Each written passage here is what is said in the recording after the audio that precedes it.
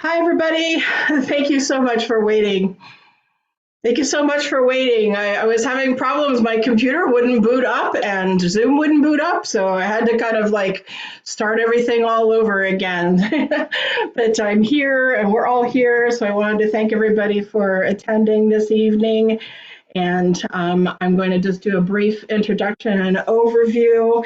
I'm Reverend Anna Jones, so thank you. There's lots of new people that are signing up for this Zoom webinar this evening, and we're here for a special subject. I call it the appearances, Archangel Michael and his historical appearances in mystical France. And it's going to include a lecture portion that Phillip and I are going to do. And it is also going to be a retreat travel log with some information about our Mystical France soul journey to Mont St. Michel retreat that we are leading this fall from September the 28th until October the 5th. So I'm very excited to be here to speak about all of these things and share all these things with you. There's probably more people that are going to be logging in, so we'll go ahead and just do a couple more things for my introduction. I also want to say welcome to those of you who are joining from Facebook for the first time, from my Archangel Michael and Legion of Light page.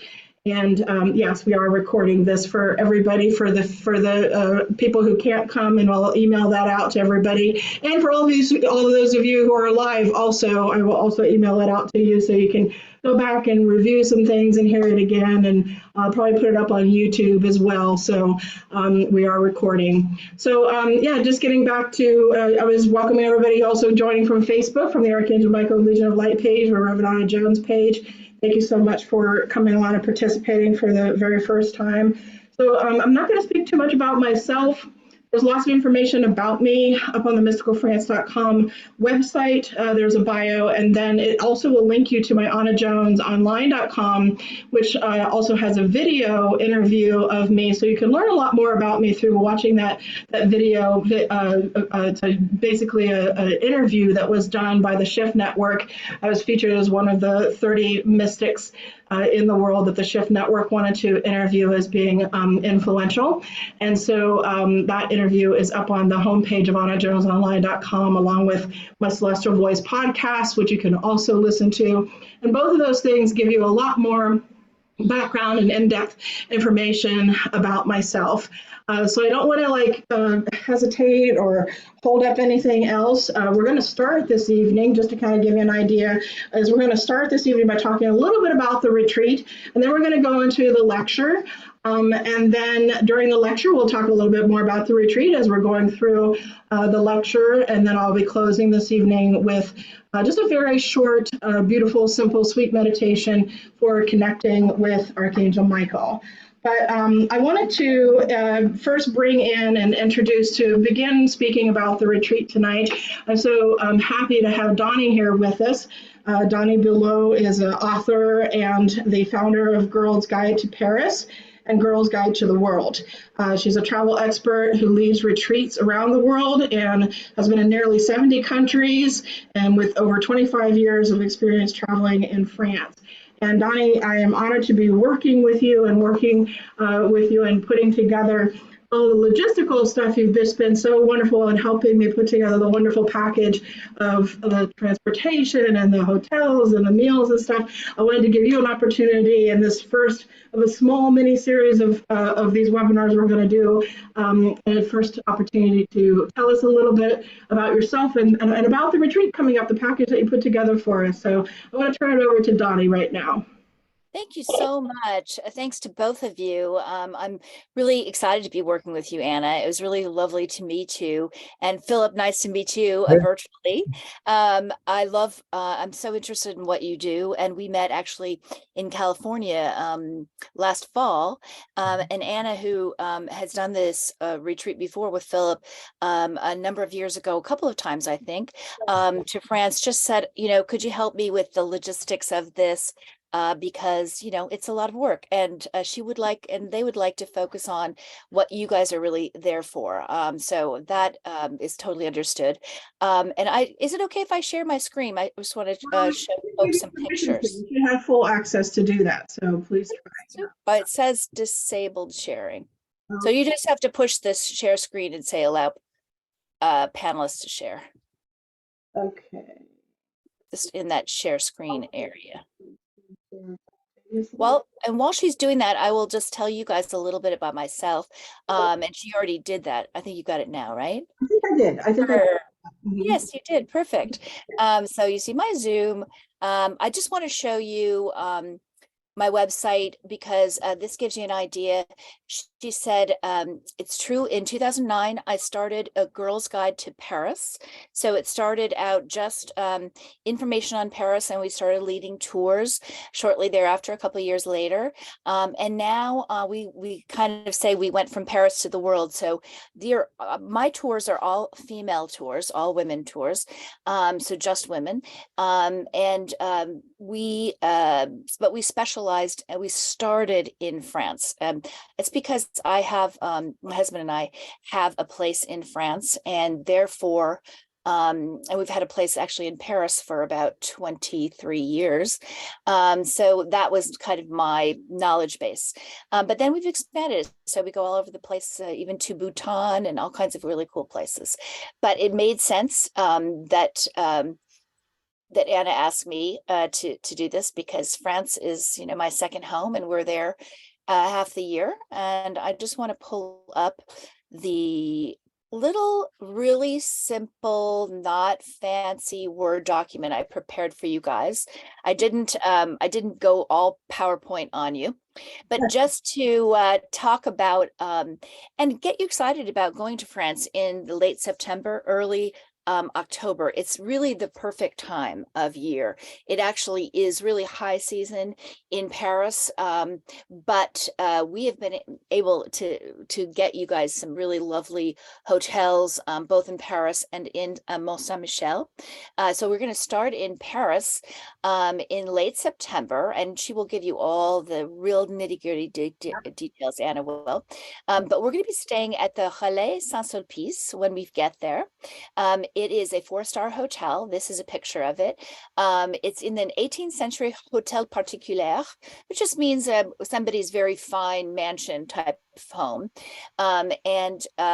It's got a really lovely 1920s vibe about it. I've actually known the manager for a really long time and checked this hotel out and have had it on my list of hotels that we love in Paris for a long time. And these are the rooms. They have, as you can see, sort of a really 1920s, 1930s kind of atmosphere. So it does have that kind of sense of going back in time. I love the decor. I love the club chairs. It's just a really charming place. But I'm just going to pull to here for a moment. The greatest thing about it is where it is. It's right here. This is in the 6th arrondissement. So if you have never been to Paris, probably a lot of you have, but it's, instead of calling them districts or areas, they call them arrondissements. And the 6th is a lot of people's favorite area. And it's really special because of what you're doing with Anna. You're right next to the Saint-Sulpice Church, which is right here. So that's why it's called the Relais Saint-Sulpice. And you guys will be visiting that church, I know.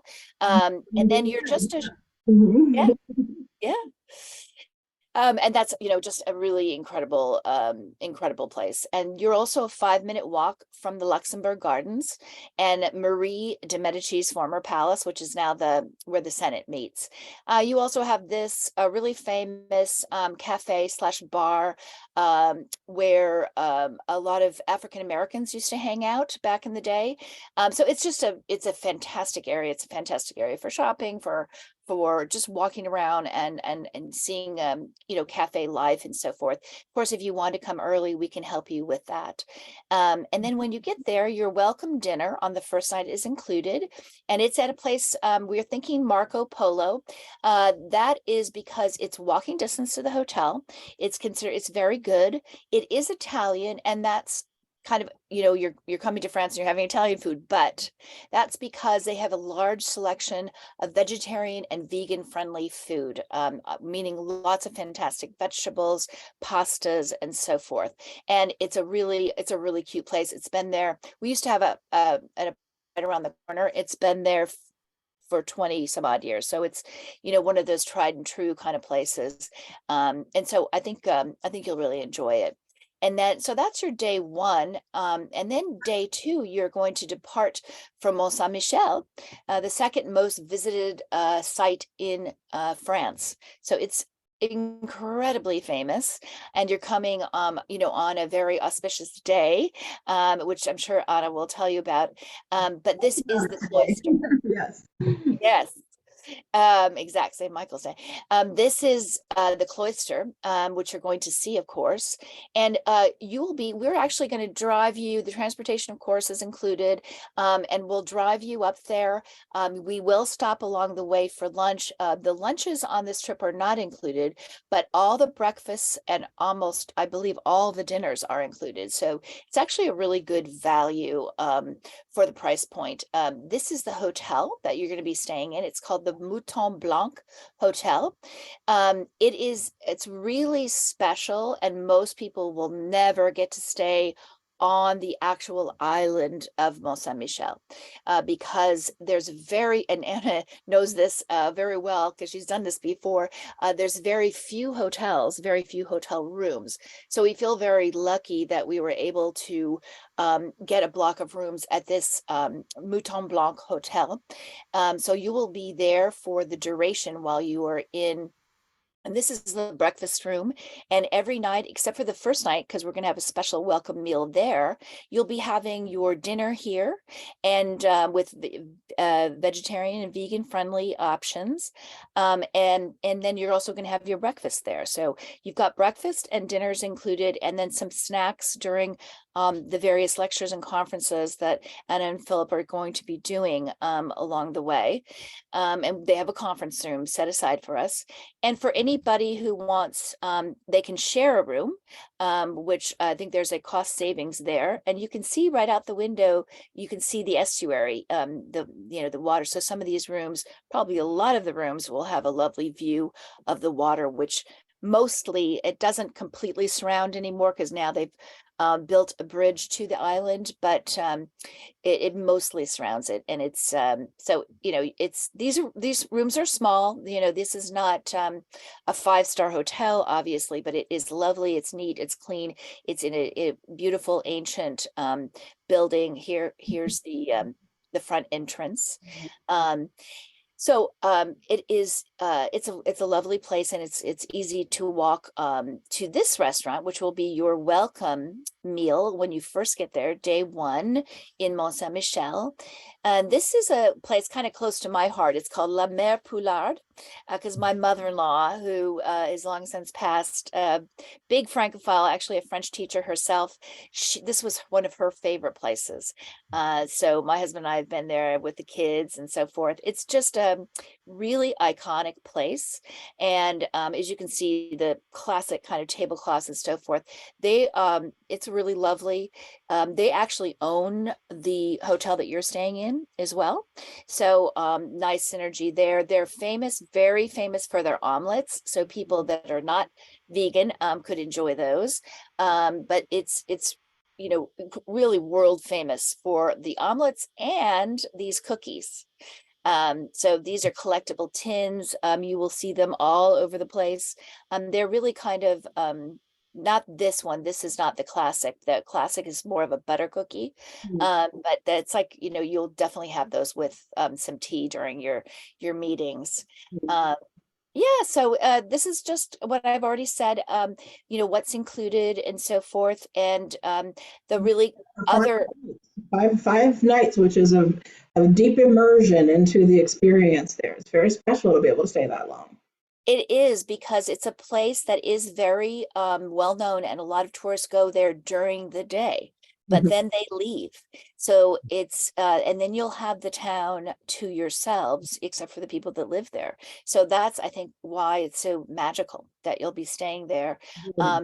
Yeah, so in speaking of magical, when we get back on the 4th now, driving back to Paris, also with the stop along the way to have lunch, we're going to really treat you guys like celebrities and take you on this boat cruise, which is by far, to me, by far the best. There's some really cheesy ones, Bateau Mouche, and others that I really don't like. So this one is Alain Ducasse. His boat here that you're seeing is an electric boat, which is one of a kind.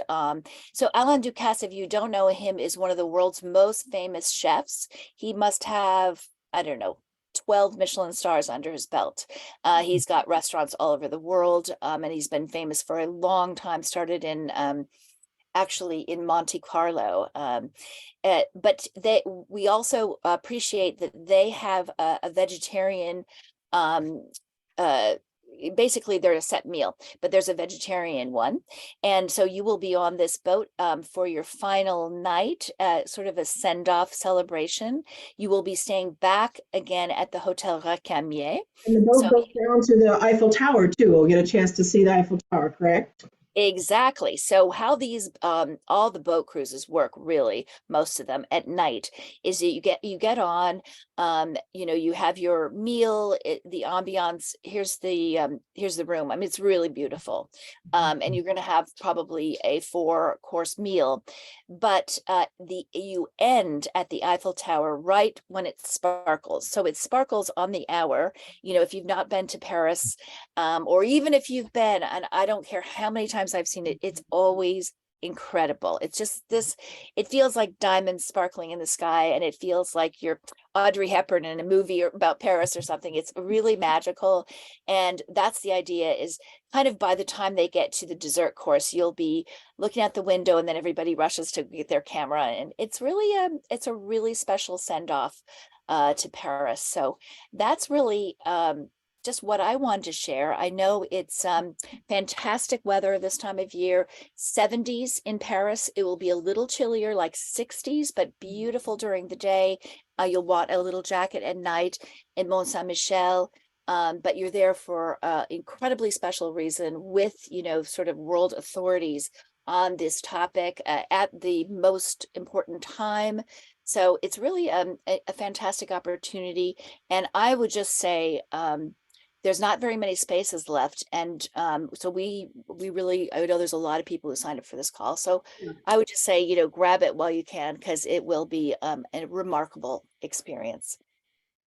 Yes, and the transportation too. You've done such a wonderful job making sure that will be transported to the boat from the hotel, and we'll be picked up at the hotel and taken to Mont Saint Michel, and then back from Mont Saint Michel to the hotel. So it's wonderful to have the private rooms that you've reserved for us, and as well as all of the private accommodation. So just very thrilled with the package that you put together, and then excited to tell people about the pilgrimage aspect of it that Phillip and I have, and all that we're going to be facilitating. But before I do, I also want to announce that Adana and I decided that we're going to offer a discount of it'll be $300 off the regular price, which is up on the mysticalfrance.com website, the registration page. Right now, the regular price is listed if you register before June 23rd. Is listed as $65.99, and so that retreat, it will be $300 off if you just mention it. If you fill in the form there and you mention that you watched this and you participated in the webinar and that you'd like to receive the $300 off, you can, and you'll learn a lot more about the whole retreat and all of the spiritual aspects of it and everything as we go deeper into the program tonight. But I just wanted, she offered to come on, and I just jumped at the chance when Donnie said, "Would you like to have me?" And I was like, "Yes, that would be great. Please tell us about the beautiful logistical package of transportation and meals and accommodations that you created for us, so that Phillip and I can have the honor of just being able to focus on what we do best." So I wanted to thank you so much, Donnie, for coming on and for doing this little presentation for us tonight.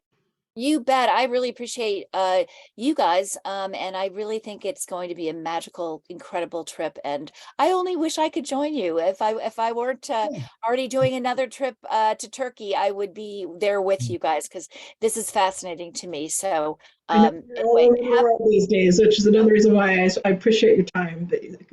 You bet. I'm going to run because it is we've got a place to go, but enjoy the rest of the time listening to these two really fascinating, amazing share people. Screen before you log off. Yeah, I'll stop share. Okay. Yeah. All right. Yeah. Thank you. Thank you. So Thank you so much. Take over from there, but thank you so much, Donnie. Appreciate it. Thank you, guys. Super excited. All right, everybody. So yes, so I'm so glad that she had this few minutes to do that. Normally, I would have maybe even waited to do all that until the end, but now you get a chance to hear a little bit about the retreat part, right? So we are going to segue though into the lecture part. Before we go deeper into that though, and before I pull up my share screen, I haven't had a chance for any of us to hear yet from my wonderful beloved husband, Phillip Jones. So I wanted to give him an opportunity to just introduce himself a little bit. And anything that you'd like to say, Phillip, in order to either follow up with what Donnie just said, something about the retreat, or if you want, you can just say something about yourself, and then I can just pull up the share screen. So go right ahead. Introduce yourself, Phillip. Sure. Well, first of all, welcome everyone. I don't know, probably some of you are familiar with France more than others, but until we went in 2012, I'd never been and had not actually wanted to go, which is very shocking to me now because it's an unbelievably amazing place, culturally, food-wise, and spiritually and historically. So it's an amazing trip. Anna and I took groups there in 2012 and 2014 and had a fantastic experience. I'll tell you maybe it's a little short experience I had a long time ago with Archangel Michael and how that ties into our presentation today. I'll call it a presentation versus a lecture because lectures are sound a little too formal. So our presentation today. That's okay. It's a presentation. Yeah. Okay. So I'll just give you a super short story of my life. In my life, I've been a soldier, an engineer, majored in physics, a Hindu monk for a number of years, back to graduate school in psychotherapy, and have worked with people of all ages in counseling and therapy work. My hero is Carl Jung and Einstein, at least on the secular side. And yeah, Anna and I, for many years now, have led trips all around the world, and this is really where we find the opportunity to share what we've been gifted with. Everyone has their gifts in life, and both of us have very similar life stories, you might say. And we're really love to travel and take people to these sacred places around the world. And these are just great experiences. And for us, it's not just traveling somewhere or, you know, a commercial enterprise. It really is something that we feel deeply about. And we feel these trips to France, especially, there's a really strong connection in our minds between the 12th century, which is one of the times that we'll talk about just a little bit, and the 21st century. There are some things, as they say, if we don't learn from history, we're destined to repeat it. And similarly, if we do learn from history, some of the amazing time periods that took place and how they changed consciousness, then we don't have the opportunity to move forward ourselves. So I think it's a very timely trip to Paris, and we look forward in this presentation today and beyond with a couple of others or so. And for those of you who are interested, please join us. We really are passionate about what we do, about the wisdom that's there in all the great faiths, traditions, philosophical paths, life itself. And yeah, just ready to move forward in September, and we hope some of you can join us. And if you can't, that's okay too, because we're looking forward to sharing about something really special to us. Yeah, this webinar is actually going to be the beginning of a mini series that we're going to do. There'll be another one. Actually, the next one will be on a Saturday at 12 noon Eastern Time, Saturday, June the 10th. And it'll be the second one in a mini series here. And it's going to be on the subject of the Michael line, which we're going to speak a little bit about tonight, which is an energetic ley line. And speaking about the energy ley lines and the energy vortices, especially the ones associated with Archangel Michael and the Michael line, and we'll talk about the chakras of the earth, the vortexes of the earth, the meridian lines, which are known as ley lines in the earth on the June 10th one. Although you're going to hear us reference that tonight, and we're going to talk about the retreat some more as we kind of go along through. We just kind of did that one special segment while Donnie was on here. The rest of the time we're going to be giving you historical information, just really interesting fascinating spiritual insights into Archangel Michael's special relationship with mystical France. There's always so much that I keep coming across. Sometimes we even come across more. It's like we periodically find more things, and we're like, this is kind of special. There's something about this that's special and unique. So I'm going to go ahead and bring up then our share screen for tonight, Philip, for the mystical appearances. Let me just go ahead and pull that up. The historical appearances, I'm sorry. And let me just click on the play from beginning. There we go. And what we have here on the screen is a split screen between part of a picture that got cut off there of Archangel Michael and Mont St. Michel, which we're going to tell you more about when we get to that historical part, right?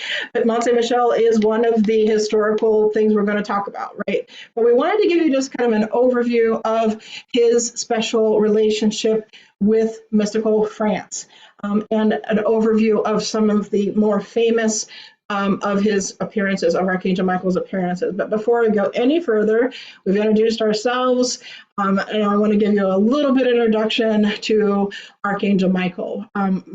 Obviously, most people who sign up for this probably already have some knowledge, already have some insight, but I have been personally having many mystical experiences with Archangel Michael throughout my life before I even was like consciously aware of some of them coming directly from him. But I grew up feeling a very strong affinity and connection with him. And I grew up with many mystical gifts and mystical abilities and mystical experiences that I've had my whole life, including being able to communicate, feel like I was receiving communications with the divine, receiving communications with Archangel Michael from a very young age. But again, it just didn't get clearer and clearer until time went on. But some of that clarity started increasing and enhancing at the age of 14 for me, when those mystical experiences got even stronger, and when I was doing 4 years, or almost 4 years, in a church youth group that I was doing, the laying on of hands healing. It's when I got started doing what I now call spiritual healing or energy healing, and then in my young adulthood, being able to make that mystical connection with Archangel Michael grow even stronger, and starting to receive messages from him specifically, in which he was asking me to basically be a channel for him, be an instrument for him to connect with others and to bring some of his teachings out into the world. And so over time, my understanding over the years, over the course of my life, about him has grown and expanded significantly as to who this being is. A lot of times with angels, we think of them as just human-like with wings, right? They're just like humans, only they have wings. And Archangel Michael is some, big, powerful, protector human with wings. And it's not quite that way. We're talking about beings of pure love. We're talking about beings of pure energy, pure light. When we're speaking about the angels, they can appear in any form, including in the form with wings. And Archangel Michael has appeared many, many, many times all over the world. And we want to preface that, even though we're focusing today on a special relationship Archangel Michael has with France, and we're focusing on his special appearances that are some of the like kind of well-known historical ones in France, that France is not the only place in the world, and the French people are not the only people in the world. I mean, he literally, in fact, we have found so many references. Phillip just brought forth a whole bunch of new ones recently, of just so many places throughout the world that are sacred to Archangel Michael, and so many sacred sites that are connected to him that we don't have time in this presentation tonight to go into, because we're just focusing on France this evening. But Archangel Michael and all of the angels, especially the archangels, I'll put it that way, especially the archangels, they work with all of humanity and with all of the earth. And I think that's something that I also feel is important to know kind of right up front. It's not like, oh, he's only with those people, or he's only with that country, or he's only working with her, or he's only working with them. No, he works with all of humankind mankind, and he works with all of the earth. In that said, there are some people who feel the connection with him even more. There are certain special experiences where it really stands out, right? There's things where it's like, this is like above and beyond kind of the normal day to day here. And in some of the messages that I've received in deep meditative state, because I go into deep meditative trance state, and I receive messages for myself, for other people, for one-on-one client sessions, as well as for these Archangel Michael global transmissions that I've been doing since around 2010, 2011, something like that, multiple ones of those every year. These messages indicate that there's also a legion of light, so to speak, is what he calls it. He calls it his legion of light, which is why those of you who are a part of my Facebook page, Archangel Michael and Legion of Light, he actually wanted it to be called that. It was a mystical experience that I got to create that page, and a mystical message that I received as to what to name it and title it. And he describes his legion of light being light workers, healers, warriors, protectors, guardians, the teachers, etc., who are personally, in some way, there's some kind of special link and bond to his mission, vision, and purpose, right? And to who he is and what his mission, vision, and purpose is. And so I feel like I've been drawn to that, and I'm drawn to it. Literally, I even came across something today, an old message that I received and that I had transcribed, in which he was basically telling me years ago that he would be bringing people who are part of his Legion of Light here on Earth. There's the Legion of Light that's in the angelic realm, and that he's like basically the leader of, because he's the leader of all of the archangels. Many consider him to be the leader of the angels, like the leader of all angels. But he's the leader of all of the archangels for sure. And that Legion of Light is in the spiritual world. Well, there's also his own different kind of Legion of Light. It's different. It's humanity. It's humankind. It's human beings like us, but who are part of his Legion of Light here on Earth, and his greater mission, vision, purpose, light work, so to speak, here on Earth. But many people know him historically by different ways. They know him a lot by different symbols that are associated with him. They don't often think of just a being of pure light, of pure love. They don't often think sometimes that he can appear just as light. In fact, oftentimes when he does appear to people in meditation and stuff, or people are having kind of some personal mystical experience on their own, he won't appear in some great winged, magnificent form. That can be. They can appear however they want to appear, however. And sometimes it'll be the colors of light that's associated with him. Some people have seen all colors of the rainbow associated with him. But more so, I would say that there's more stories and indications of seeing the blue and the blue-violet light. So like you see here in this picture that I chose, associated with the colors blue and blue-violet, even though there's some pink in there, there's violet in there as well, seeing the blue-violet light. And I'm going to start in my introduction of him today, and we're going to end in like the personal way that we can experience him, and the personal way that we can know him. So we're going to go through all the historical stuff, and we'll speak more about the retreat and stuff, but it all comes back to, who he is and this personal connection that we can actually have with this amazing being that is there to help us all, help the planet, etc.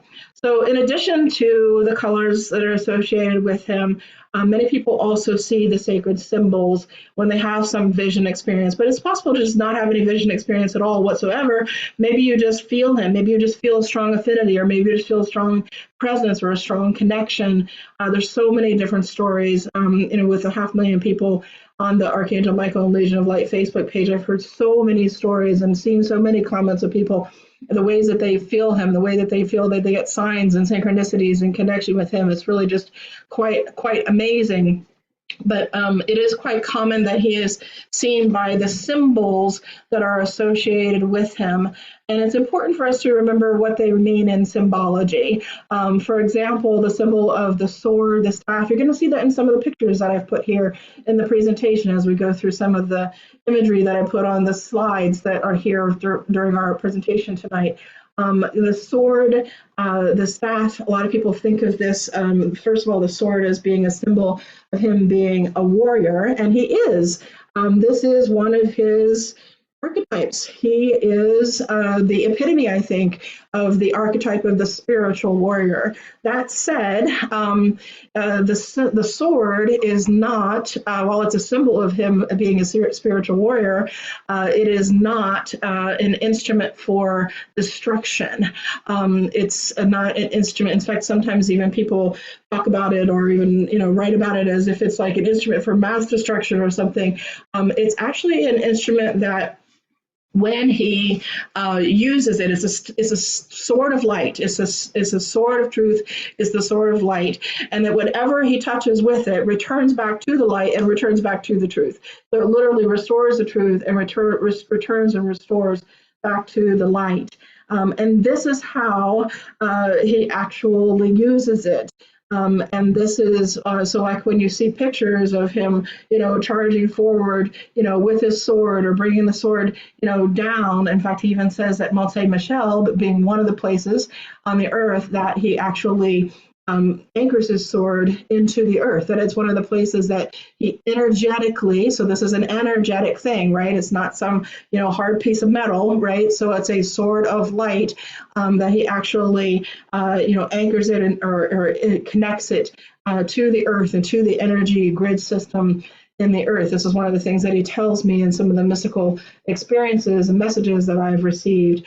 And restores and returns everything back to the light and activates the light, empowers the light, etc. And the sword, not only is it not an instrument of destruction or fighting or killing or any of those things, not Archangel Michael's sword, it's not the sword of light.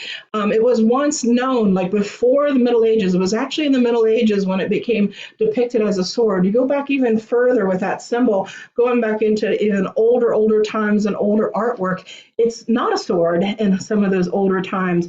It was actually a staff, and it's also symbolic of the staff of life and him carrying the staff of life, which also gives life, gives light, restores, renews, and is actually one of his symbols of healing, believe it or not. Most people think it's a symbol of being, just a warrior, and some people think it's his symbol of fighting, but it's instead, he is victorious and he definitely protects, there's no doubt about it, but he's so much more than just a protector.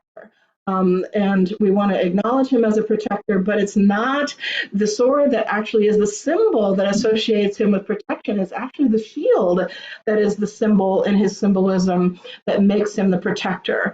The sword is actually the staff of life, and it is associated with his older known abilities of being an angel of healing, long before he was known as a spiritual warrior, long before he was known as a protector and a guardian in that way of bringing about protection.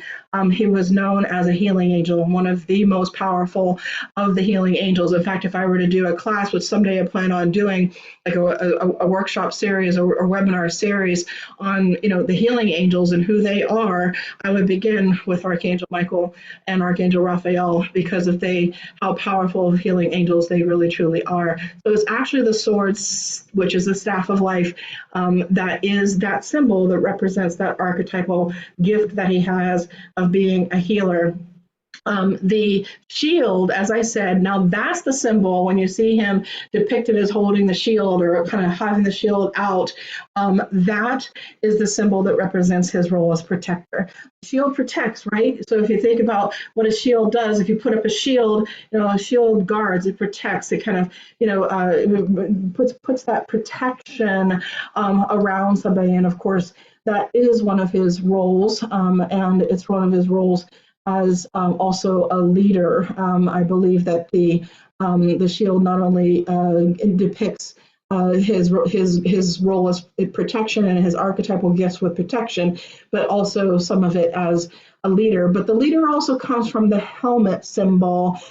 Again, we think of just these things as all this is just his, wares as a fighter, right? No, it's not. He's a spiritual warrior, right? But a spiritual warrior of the light, a spiritual warrior is a warrior of peace and of protection, of protecting the peace, maintaining, sustaining life giving life, returning life, restoring life, all of that, right?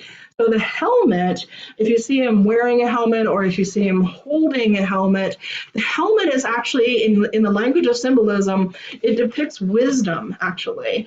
It's one of its meanings in symbolism, especially if someone is wearing it and if somebody is holding it, means wisdom. And so it's this wisdom teacher, this wisdom leader, because usually those who are the wisest also lead, we hope anyway, right? So those who are the wisest lead, and those who are the wisest teach. So this wisdom that he carries that the helmet represents, that ties into the teacher archetype, the leader archetype, because one of the things that he's revealed to me in some of my meditation experiences is that he is the teacher of the teachers, the healer of the healers, the leader of the leaders, definitely amongst the archangels, and for helping us who have those archetypes here on earth, because he's also told me in like a small letter, a small case of the way and small meaning of the word, that I also have some of those abilities too, and is referred to me as a teacher of the teachers, but I always put it with a,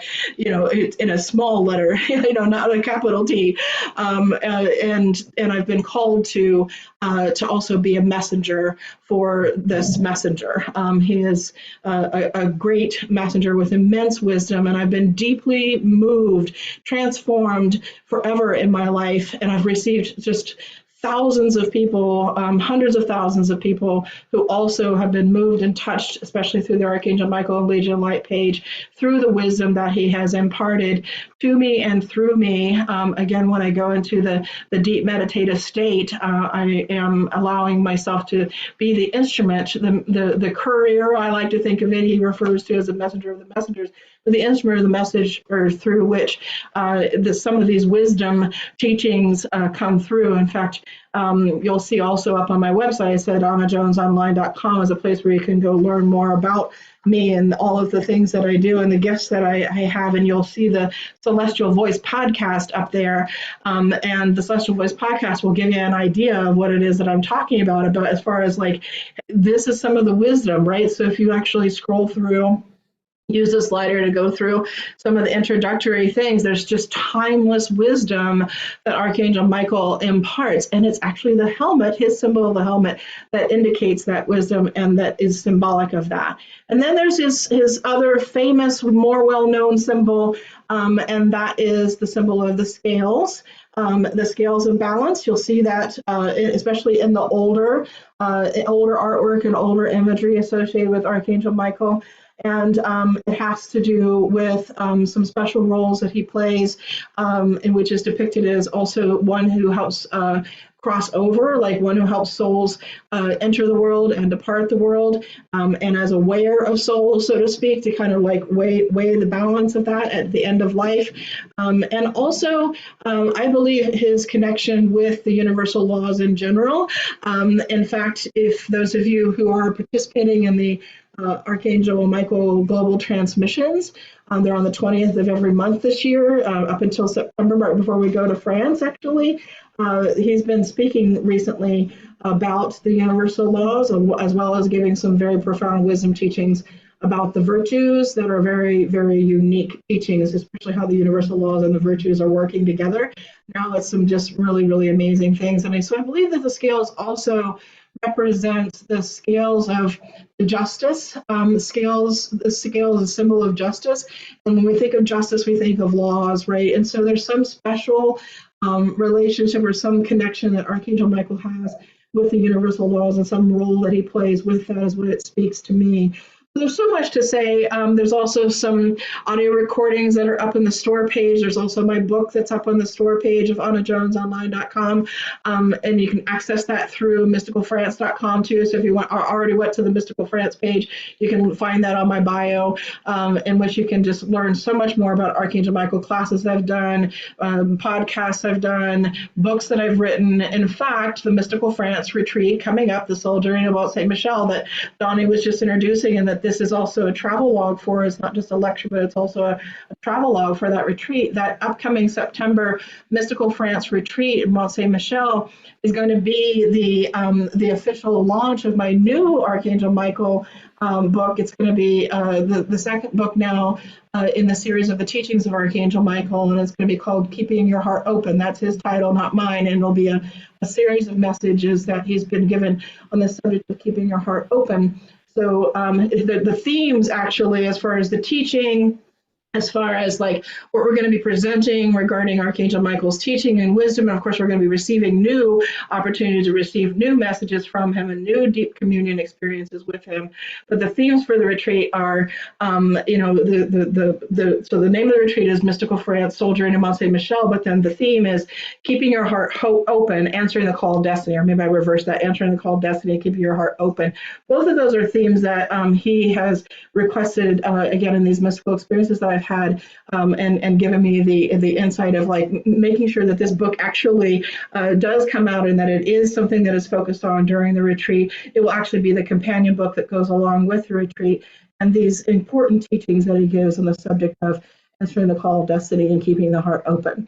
So that said, that's who Archangel Michael is and my connection to Archangel Michael and some of the historical just facts and interesting things about him. So let's look at, out of all the places in the world that he has special connections and all the people that he has special connections to, some of the historical appearances in mystical France. We're going to start tonight in the 1st century.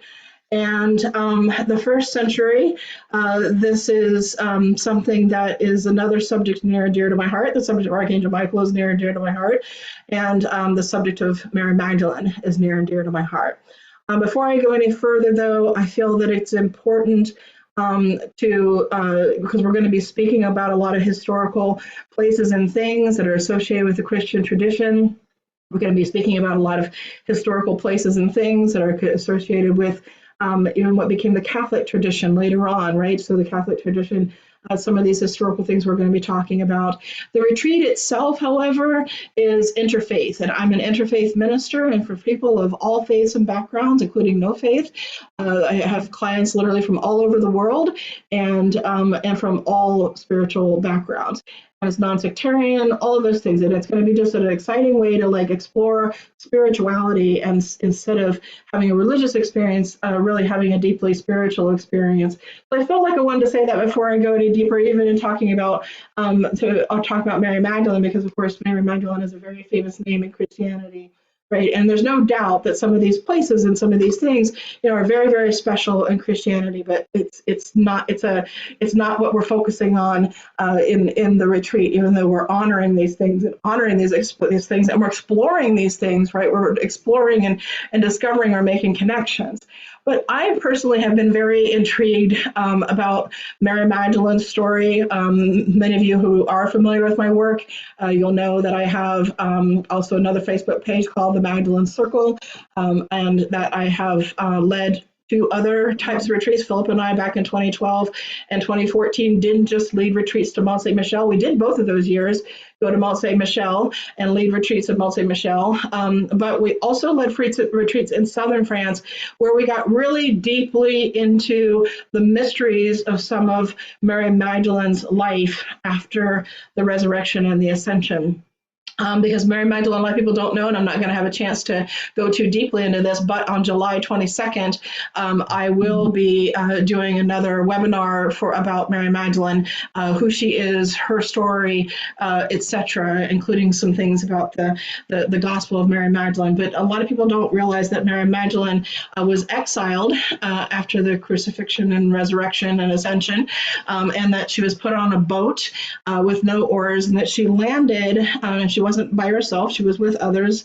Again, very long story, but she landed on the southern shores of what was known as Gaul. So this is 1st century, right? It's 1st century. We try to kind of put some of these special things in sequence, and you're like going, what does this have to do with Archangel Michael and his special appearances in France? This is Gaul. Well, Gaul later became known as southern France. The Languedoc region and the Provence region are the areas specifically where she was, where she traveled, where she taught, where she lived out the rest of her life, and where she lived out the rest of her life in the Cave of St. Baume. And we start with Mary Magdalene and Archangel Michael's mystical experiences for a few reasons. One, there's another symbol. I didn't put it on the list, right? So I mentioned sword, I mentioned shield, I mentioned the helmet, I mentioned the scales, but there's another symbol associated with Archangel Michael that is historical to him and very special to him that I didn't put on that list that I put here. And that symbol is the symbol of the Grail, the symbol known as the Holy Grail. That symbol is a symbol associated with Archangel Michael. In fact, in some of the pictures that you will see sometimes where he has it, it's like he's in a totally different mood. It's not his spiritual warrior mood. It's not his protector mood. It's not any of those other moods. If you see oftentimes artwork depicted with Archangel Michael holding the Grail, he's very much in a more ceremonial mood, right? Like almost like a high priestess type of mood that you'll see artwork depicted of Archangel Michael as protector of the Holy Grail. So it is one of his symbols. And when we talk about Holy Grail, you can't talk about the Holy Grail without bringing Mary Magdalene into that story, because it was believed that when Mary Magdalene crossed over into Gaul and landed on the shores of the Gaul, that there's several different legends. I'm not going to get into that. That's not what this particular presentation tonight is about, as to what exactly was the Holy Grail, right? This is a whole class that we like to give, and a whole different big teaching in and of itself that I'll do sometimes in my Magdalene Circle weekly, which I haven't led in the last couple of years, but I do sometimes do like a weekly 8-week circle with a Magdalene Circle and go much more deeply into it. Magdalene the Mystic, I think that's probably what I'm going to offer again this year on July 22nd, which is Mary Magdalene's feast day. I go much more deeply into the Grail and all the possible things that represents.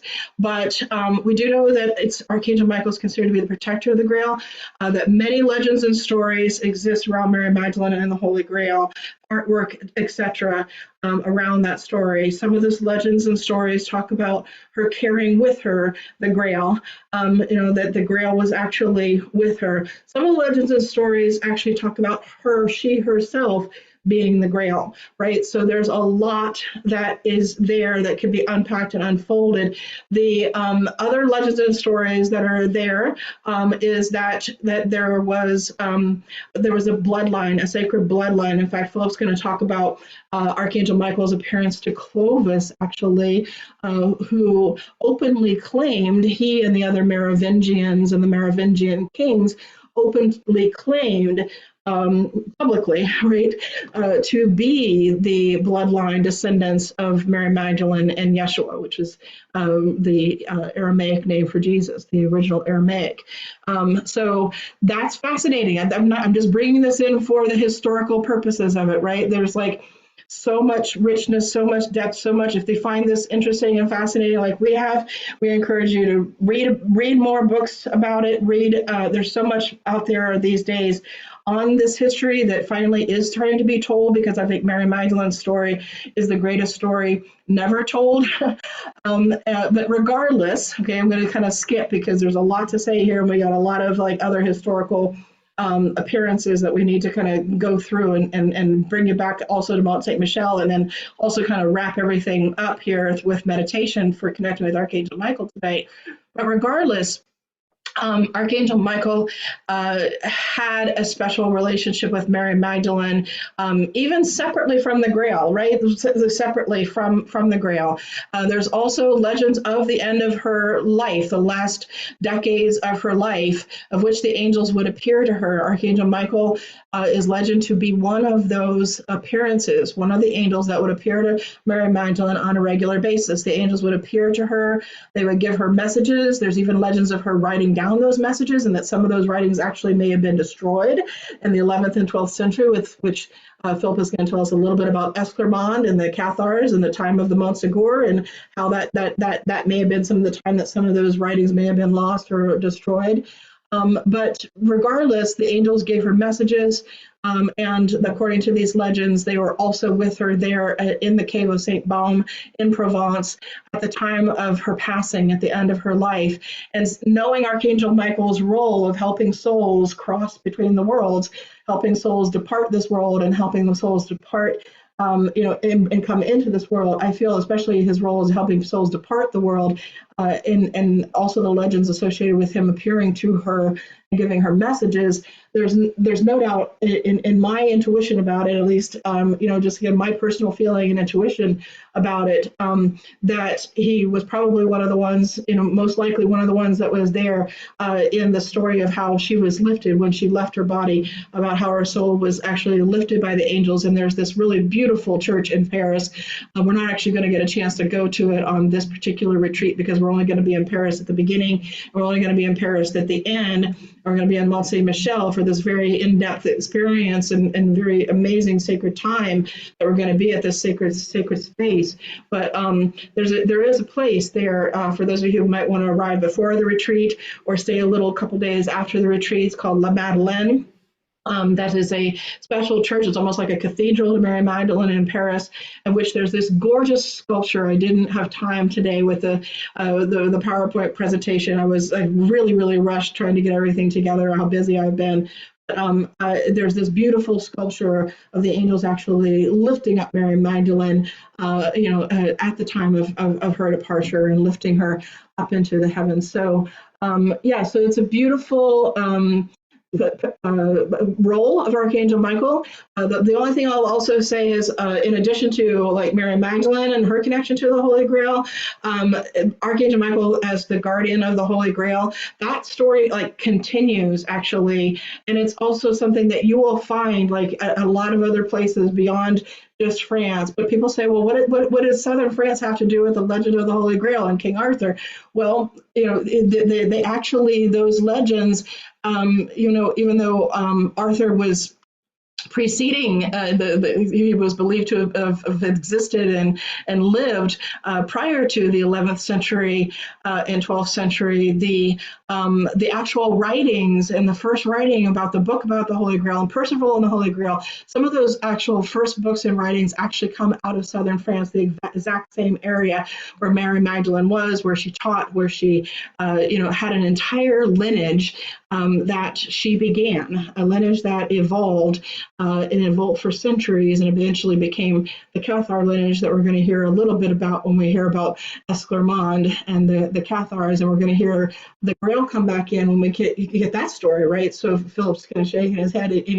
We're not gonna completely 100% leave the Grail, because we will connect back into this. We're just going to try to keep with a historical timeline of what happened in each century. We don't have something for every century, obviously. We're just going to be skipping to some of the most kind of bigger important ones, but this is a pretty important one. And again, it doesn't mean that Archangel Michael wasn't known. In fact, the angels don't belong to any one particular religion or even two or three religions. Like Archangel Michael is known in Judaism, he's known as Archangel Michael in that tradition, he's known in Christianity, and he's known in Islam, all by that name. But they precede, right? So the angels and the archangels especially, they've been around since the beginning of everything, since the beginning of all creation. So they precede all of the religions of the world.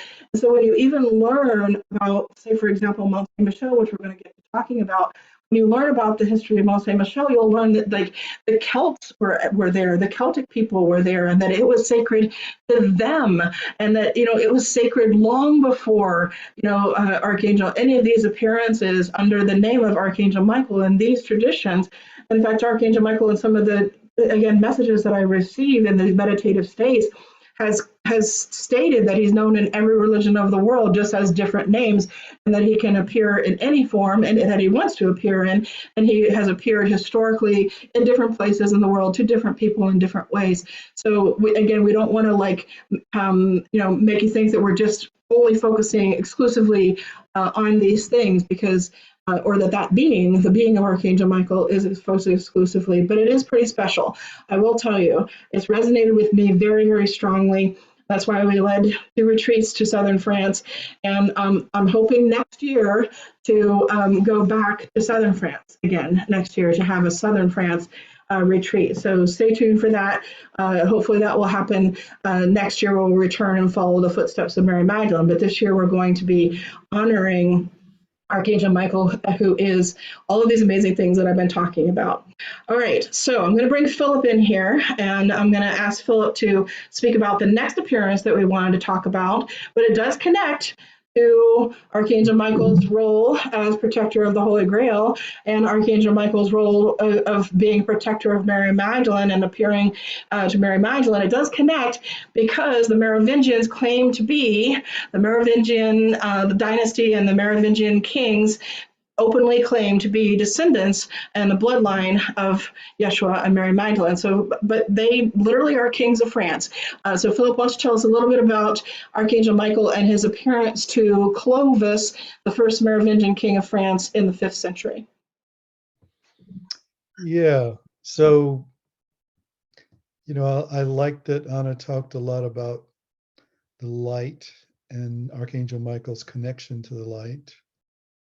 And, those scales that are weighing someone's journey to the next world really aren't about sin and hell and heaven. They're really about how we've made progress in moving toward the light, moving toward love.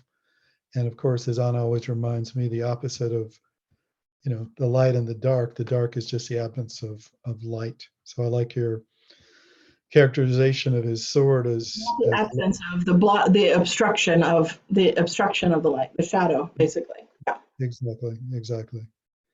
So in the 5th century, Clovis was born actually about, I believe, 10 years before or after the fall of Rome. Fall of Rome was a pretty incredibly earth-shaking event, literally, because the Roman Empire was large, it was stable over so many centuries. And when Rome fell, basically the world went into some sense of chaos. I'm sure there were advantages to that, but so generally, I mean, a lot of things were lost. The writings of, the Greek philosophers and a lot of things that were the foundation to, a conscious life kind of were lost in the Dark Ages. So Clovis, as Anna said, his father is considered to be the first Merovingian king. Clovis was the second, but Clovis, Not the first of the Merovingians, but the first Merovingian king, right? yeah, Okay. but he's considered the founder of the Merovingian dynasty, which went on for about Yeah. 200 years. And that was so important because he began to bring together all of the Frankish kingdoms.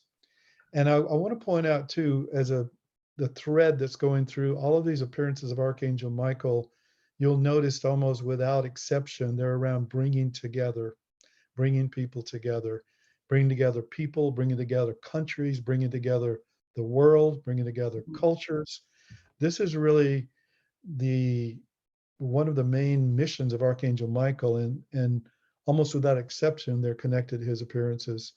So Clovis, in bringing together all the different kingdoms, as Anna said, there's a few things about the Merovingians that are interesting. One, they were considered, and I think the name also is connected to long hair. I mean, at that time in history, most men didn't, they might have had hair about this length. We've seen people back in those times, but their hair was really, really, really long. So they really stood out from most men of that time. And there was a belief that they were connected to the bloodline going back to Jesus, and of course, Mary Magdalene, carrying on, whether it's the bloodline of the connection with Jesus in one way or another. The thing about Mary Magdalene, and we'll get to that a little bit later with Esclarmonde, is that she was bringing with her to Gaul, to France, a path connected to the teachings of Jesus that were quite different from the Catholic Church. And we'll talk about that a little bit more. Not opposed to it, but more of the essential, simple, basic teachings of the way of love, you might say. So his connection to Archangel Michael, he was a warrior. Warriors have a plus and a minus sign. In the best sense of the word, they're protecting. And generally, if there's such a thing as a righteous battle or a righteous war, it's in protection of innocent people from aggressors. So in some of these battles, Clovis had literally seen the Archangel Michael working with his soldiers to defeat the enemy. So that's the connection that he had. And from Clovis down to him protecting them, and he saw them helping to lead them to victory. Exactly. And again, what was the victory? The victory again was right. Yeah. Mm-hmm. Again, if you think about, as Anna said before, Archangel Michael has made many appearances around the world historically, and some of them known and some of them lesser known. But in France, there was a special connection to him, and we're looking specifically as that lineage in France. So from the time of Clovis on down through. Before you move on, are you going to move on right now, or are you? Yeah. Okay. Before you move on from Clovis, though, I think it's important to look at what I wrote down here. Founding of France. I mean, we're saying he was the first Merovingian king of France, but actually, it wasn't France until then, right? It wasn't until Archangel Michael appeared, protecting his soldiers on the battlefields and actually leading them to victory. Until he appeared, he hadn't united the Franks yet, right? So Clovis actually was the first one to unite the Franks and create the country that we now know today as the country of France. So it was not France before Archangel Michael appeared to Clovis, which is another reason why it's an important historical appearance when it comes to mystical France, is because without these historical experiences and appearances to Clovis, France wouldn't be what it is today. It wouldn't be France. Exactly. And then also when Clovis was, when he was consecrated as the king, that was done by the Bishop of Reims. He consecrated France to Archangel Michael. And on inheriting the throne since that time, all French monarchs have repeated this consecration to Archangel Michael. It's even said, we'll get to that in Charlemagne, but there's a literal connection to Archangel Michael for when each king of France was consecrated king and how that's connected to Archangel Michael. So that was in the 5th century, and let's go forward about 3 more centuries through a lot of the dark. Aubert is in the 8th. Yeah, Aubert is next. So, and so we're going to skip then from that century to now the 8th century to another major historical appearance, which is when Archangel Michael appeared to who was then Bishop Aubert, who later went on to become sainted as Saint Aubert in the 8th century at a place which, sorry, there's a misspelling there. There shouldn't be a D in the word Mont. It should just be M-O-N-T. Mont St. Michel. And of course, this is where we're going, and we're spending this beautiful, 5 nights in this very, very sacred place. So Phillip, why don't you tell us a little bit about how Mont St. Michel even became to be, because I already mentioned how it was already sacred before this to the Celtic people, and there was a sacred well that was there, and there's even, some sacred connection to the divine feminine, and there's some connection, even to the Black Madonna tradition, which we're not even going to have time to get into, which also ties to Mary Magdalene, interestingly enough, but we're not going to have time to get into. But we do need to know, how did Mont St. Michel become what it is today due to this historical appearance of Archangel Michael to Aubert? Tell us a little bit about him and what happened. Sure. So Aubert was a bishop in the early 8th century, the early years of the 8th century in that part of France, which is in Normandy. And he, there's no indication that he was anything particularly different from a bishop of that time. But he had a dream one night, and in the dream, Archangel Michael said, pointing out toward this huge rock, which is right off the coast of Normandy, he said, build a chapel for me here, build a sacred place for me here. This is my place. Build a place of worship for me. And, Bear woke up and he thought, well, wow, that was an interesting dream. And it's interesting, like, a dream like that obviously impressed him. But at that time, and probably in these times as well, but especially being a Catholic bishop, he thought maybe he was being deceived. He wasn't sure, was that really Archangel Michael? Was it just a dream that came into my mind, or was it someone trying to deceive me? So he ignored it. And then not too long later, happened again. He was sleeping, he had a dream, same thing, same message: build my chapel here, build a place, this is my place. And again, he kind of went through this process and he started to get a little more anxious about it, but he just concluded that he couldn't accept it. I mean, again, being a Catholic bishop, he was not prone to accept what some people might consider mystical or psychic experiences as being real. And then again, not long after that, a third time, he had a dream, same message.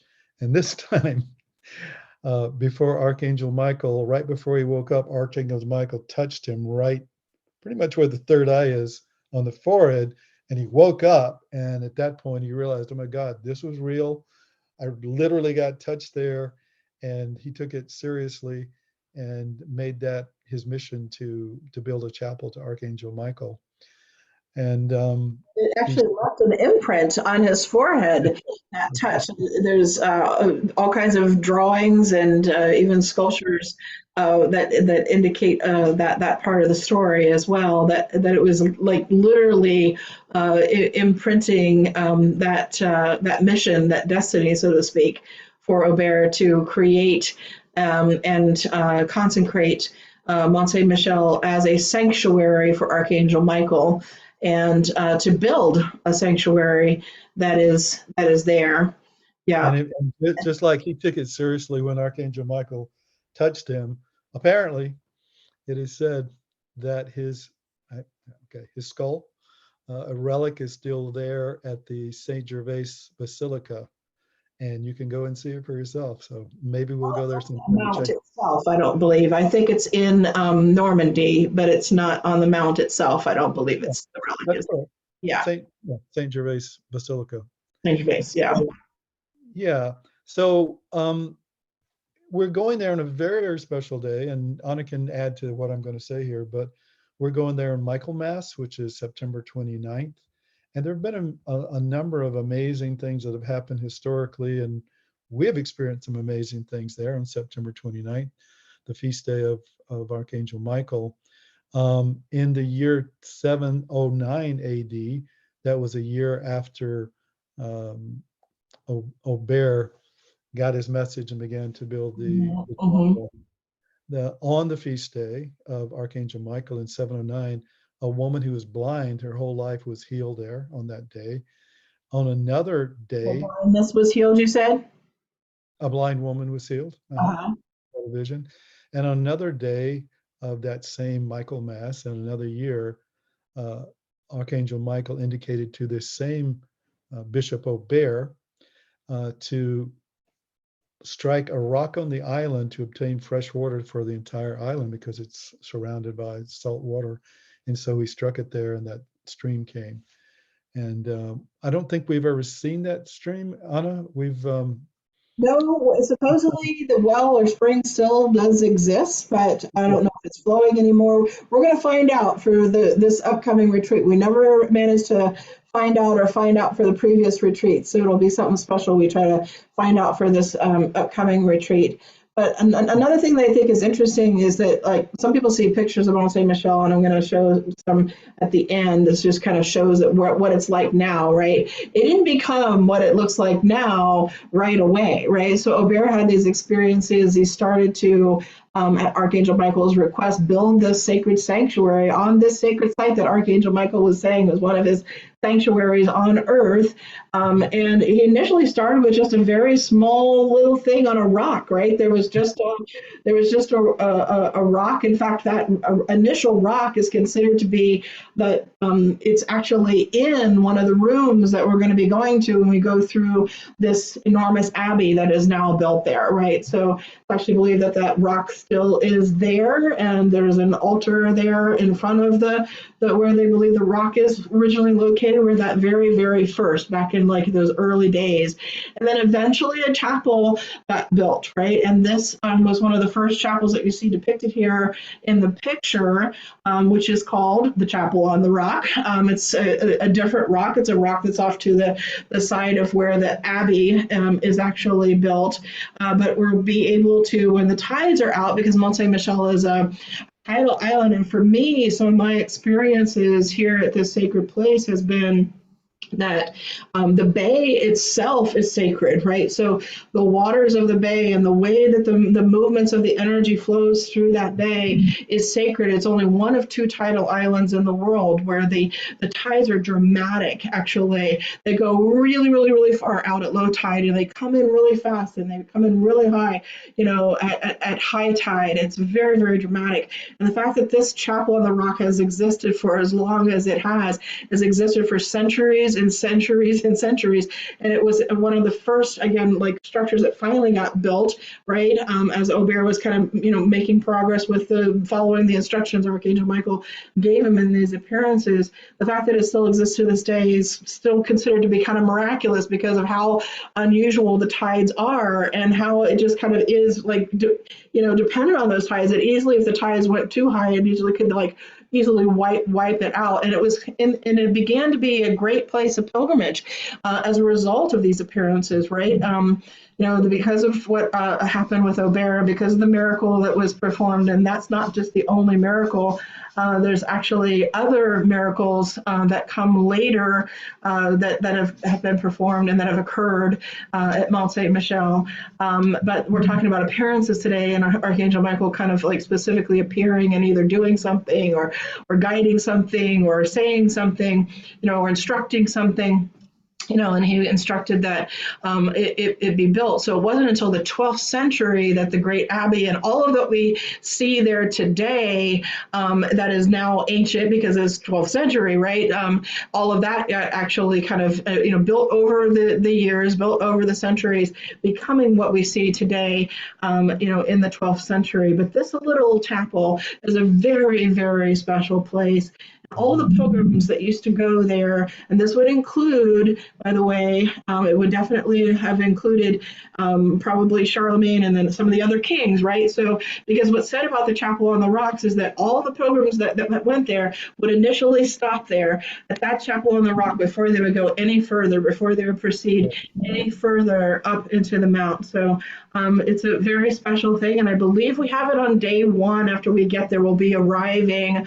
There's a day-to-day itinerary up on mysticalfrance.com. If you click on the itinerary page, it'll tell you what we're doing on each day. It'll tell you also the whole spiritual pilgrimage program, the workshops that we're doing, etc. Right? Because there's going to be a workshop during the day, and there's going to be just special magical time at night. But it'll tell you like this pilgrimage program, because we want to be like the pilgrims. We want to be, again, it's interfaith and it's spiritual and not religious, but we want to be in that mood of like, honoring the sacred and coming and approaching, with our hearts open and really like trying to make that deeper connection that all of the pilgrims would have stopped there, and it's actually considered to be a shrine to Mother Mary. Is considered to be that chapel, a shrine to Mother Mary, and a place where again the feminine, right, the sacred feminine would actually be honored before going any further. So.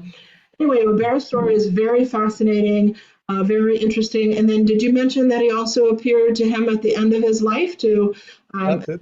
okay, go ahead. So he appeared to him 3 times in his dreams. And then he appeared to him just a few days before he passed away and told him that he'd be joining his father in a few days. So he appeared to Aubert 4 times, actually. And, Anna and I were talking earlier today about, we're talking about these appearances. They're famous. They were amazing. Joan of Arc and all these people. And actually, because I've had the great honor and joy of being married to Anna for 27 years now, and her connection to Archangel Michael, which is very deep. And before I met her, I had an auditory experience with Archangel Michael. And so the point is, we also have the opportunity. I mean, Archangel Michael literally said to me that we're here to help you, meaning all of us. We're of the light. In this world, we're struggling with light and dark in our own hearts and in the world. And it's just a matter of being refined. You know, sometimes why do people do spiritual practice? It's not because if we don't, we'll go to hell. It's because we become more refined and open to receiving guidance, like Joan of Arc, like Clovis, like Mary Magdalene. Not to compare ourselves to these, you know, these special people, but you know, the opportunity is there to get this guidance. So, and So it became a major place of pilgrimage, right? Just yeah, for and because these things, yeah, because the things that happen and it began to spread, you know, the internet now, everybody knows everything the same day it happens or the same hour or minute. But back in the day, it takes a while. But as the happenings at Mont St. Michel began to be spread around and people learned about them, you know, France just, it really became an incredible, almost wildfire that began to spread from peasants to kings. And the next time that, in our timeline, one of the next great appearances was in the 9th century, not too much later, to a King Charles the Great, who became the emperor of the Holy Roman Empire, and Charlemagne. Charlemagne, you know, when Anna and I went to Notre Dame, which is, you know, unfortunately is probably not open yet from the Great Fire there, but we went there in 2012 and 2014, and we saw this huge statue outside of Notre Dame of Charlemagne, this warrior riding a horse, and we went, wow. But when we know the story a little bit about Charlemagne, he's considered one of the great figures of the Middle Ages. And again, going back to our history lesson on Archangel Michael, he brought together all of Europe for the first time since the Roman Empire fell, you know, like centuries before. And in Charlemagne's time, again, he took his whole army to Mont St. Michel. He literally, because he was in that position, he dedicated all of the lands that he became ruler of and protector of to Archangel Michael. And as Anna said, not only have millions and millions of people of all stages of life and different types and so forth come to Mont Saint Michel over this, literally the centuries, over 1,000 years, but it wasn't just regular people. It was kings and rulers and you know, any type of person who understood, especially some of these appearances of Archangel Michael, which we have prominent things in our history. Unfortunately, a lot of them are wars, but in the greater history of, you know, the world, some of these appearances of Archangel Michael were very prominent in people's minds. And again, from the time of Clovis, and again, re-emphasized in the time of Charles the Great or Charlemagne, the kings would, you know, whenever they were anointed, they would, you know, really literally do a special prayer to Archangel Michael to protect and be the protector of France. And Anna doesn't like me to jump away from France, but I'm gonna jump. Really quickly, I just wanted you to, I want to finish that thought, because I mean, he felt that Archangel Michael, similar to Clovis, was helping him to unite, you know, France. So he was actually, before he became, you know, the first Holy Emperor of Europe, right? I mean, before he became that, he felt like that he was the king. He was the king of the Franks. He also became king of, I forget who it was. You have that information there. So there was like 2 coronations that he received before he then felt like he was uniting, right? So uniting as the, you know, the first holy emperor. So he felt Archangel Michael helping him, and experienced Archangel Michael helping him so much with that unification and bringing all of those people together and helping him, that, like you said, he, you know, he began he consecrated France also to, again, all of the, since Clovis on, right? If I think it's all of the kings consecrated at the time of their coronation, France to consecrated to, to Archangel Michael.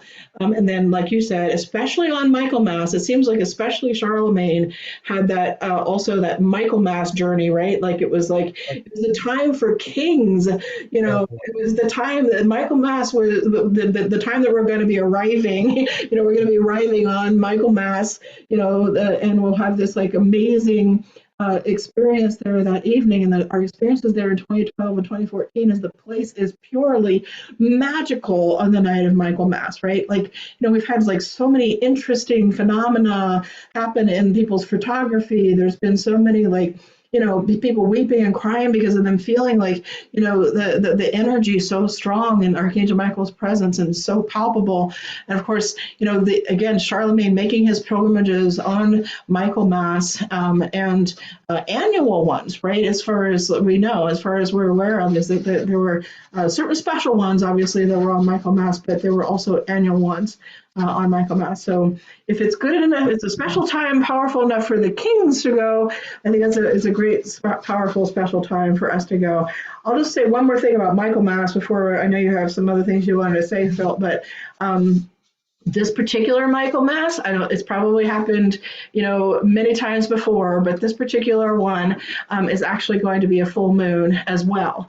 And so it's the night that the first day, so it's we'll be gathering in Paris on the 28th. We'll be going by that private charter that Donnie was telling us about, that she's arranged for us.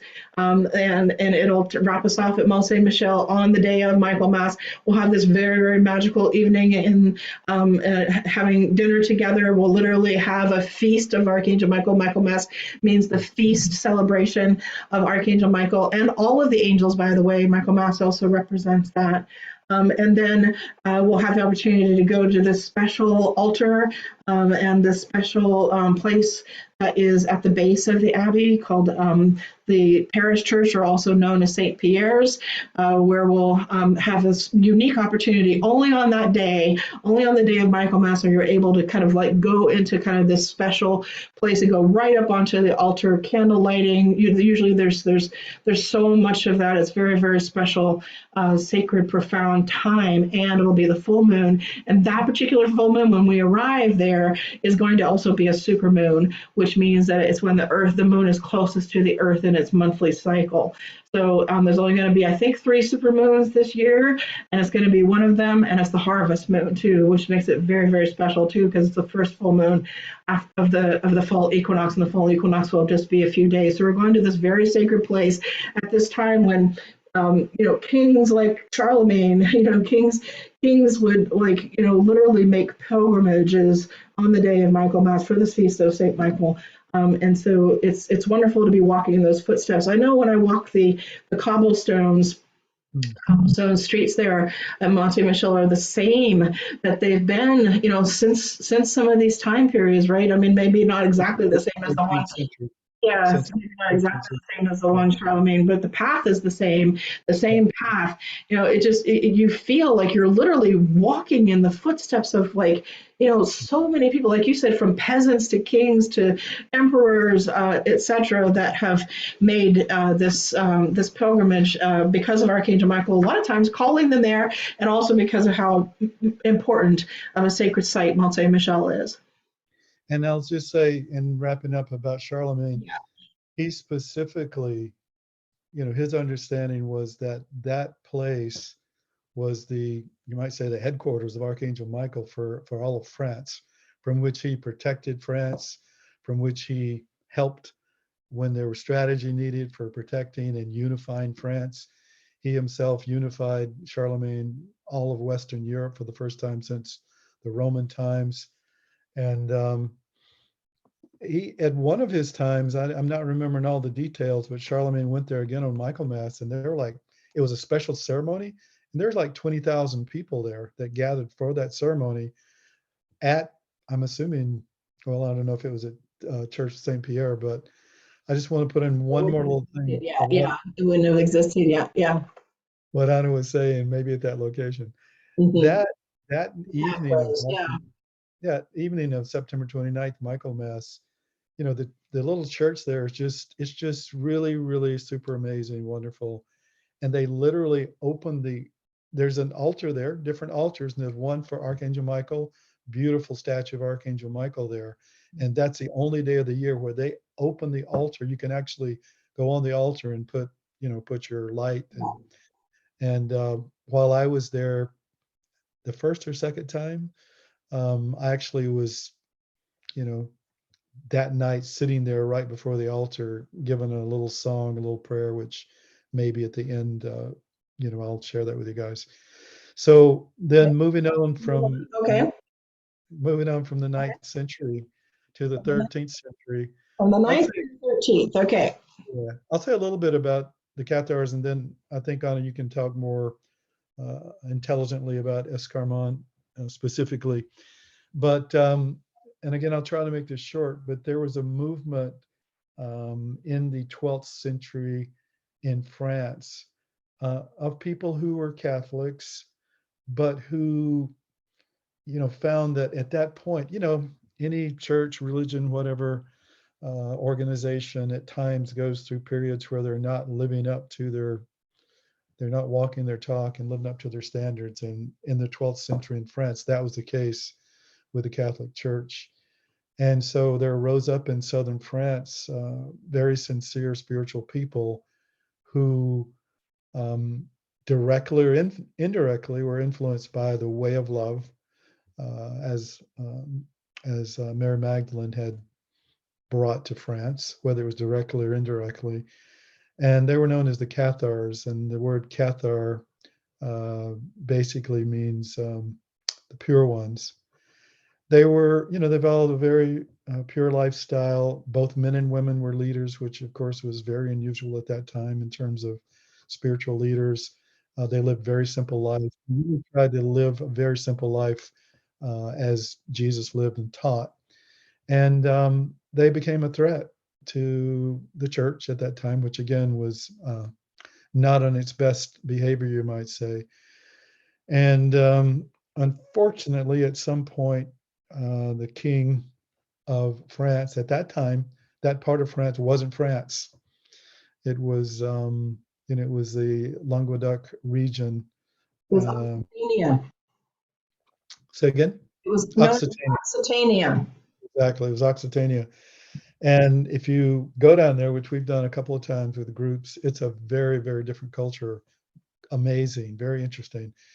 But the church kind of got together with King Philip, and they not pretty much, they did do a crusade against the Cathars, and did not end well. It ended up with the Cathars, with just a small number, a couple of hundred, I think, being on this mountain, which is considered sacred now, called Mont St, and one of their leaders was a woman known as Escarmont.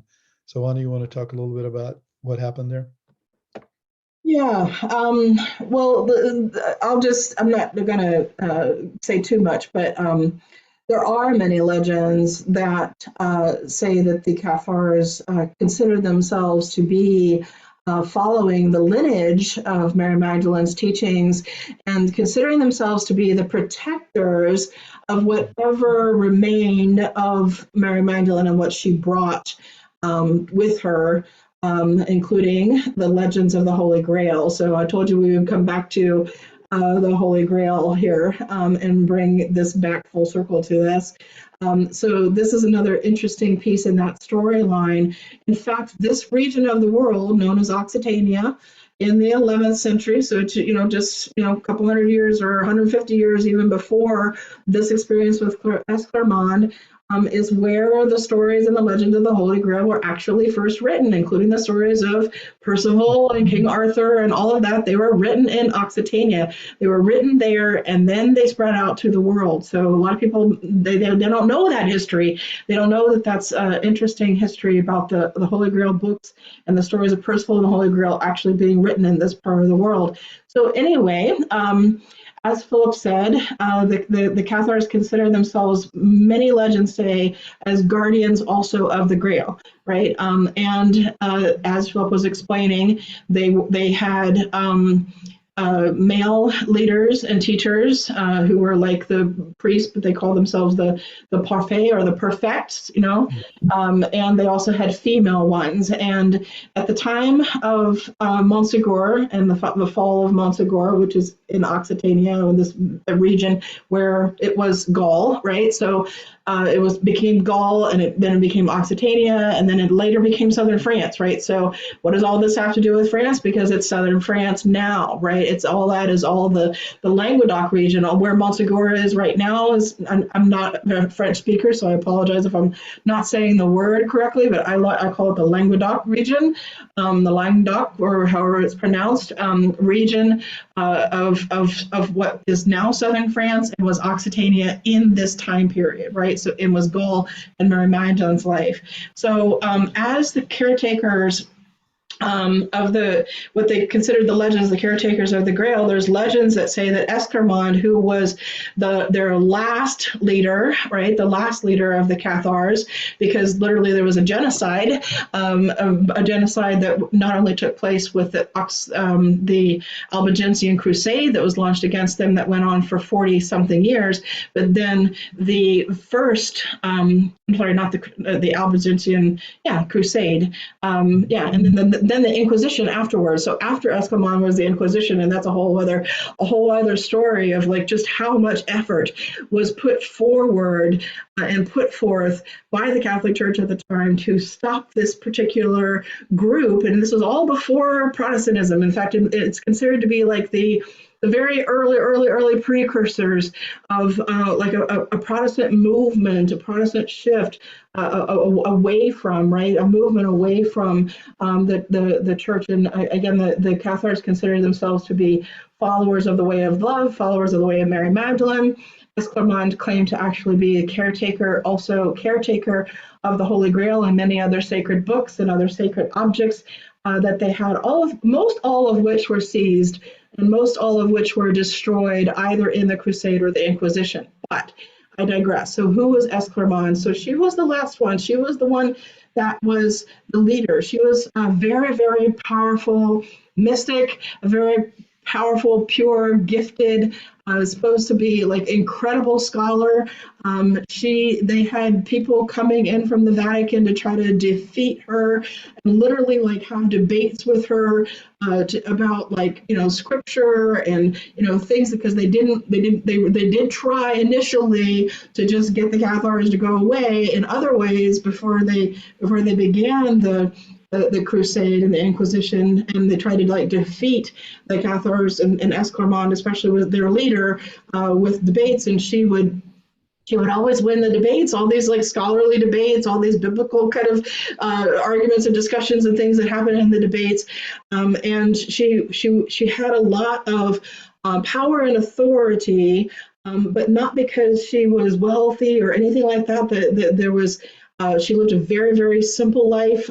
We need to actually kind of eventually tell more of her story. I feel sometimes that her story is another one of those stories that kind of needs to be told. They all lived like very, very, very simple, humble lives with renunciation and just so much that they were admired for, during that time period. And it was. I want to put in something real quick, and actually, let's, as I say, all organizations, traditions, etc., go through periods where they're not living up to what they are, and they actually did inspire the Dominicans and the Franciscans to come back to that simple way of life. And so in some sense, they helped to reform the church and bring it back to the way over time. I just wanted to mention that. Yeah, they specifically inspire the Franciscans. But getting back to Esclarmonde and Archangel Michael, right? So what the legends was that Esclarmonde and they say the last stand, although there were still otherwise 70 years of Inquisition wouldn't have gone on. So it wasn't like all the Cathars got eliminated at the last stand of Mont St, but they consider it to be the Cathars' last stand as far as like the major thing of the Crusade before it shifted over into the Inquisition. But the up on the top of this amazing mountain where these ruins still exist to this day was this mountain called Mont St, which means the safe mountain. Segura is safe or safety, and Mount is mountain. So the mountain of safety or the mountain of security. That Esclarmonde was there, and she had with her the Holy Grail. And the legends, again, these are legends. The legends say that Archangel Michael appeared to her and struck the mountain with his sword, opened up a hole for her to be able to hide the Holy Grail into and bury the Holy Grail into, and sealed it, right? And sealed it. And then the legends also say that Esclarmonde herself was buried there when she died, and that would have probably been during the Crusade, or if not right before the Crusade, maybe at the last stand. I don't know exactly when Esclarmonde died, but it's said that she also is buried there, and that there's a legend that one day she will return, and she will return with the Holy Grail, which I think is also interesting when you bring in the Arthurian legends of Arthur returning. So but that's the Archangel Michael appearance part of it, right? So the Archangel Michael appearing to Esclarmonde up on the Mount of Mont St, and helping her to protect the Holy Grail according to those legends.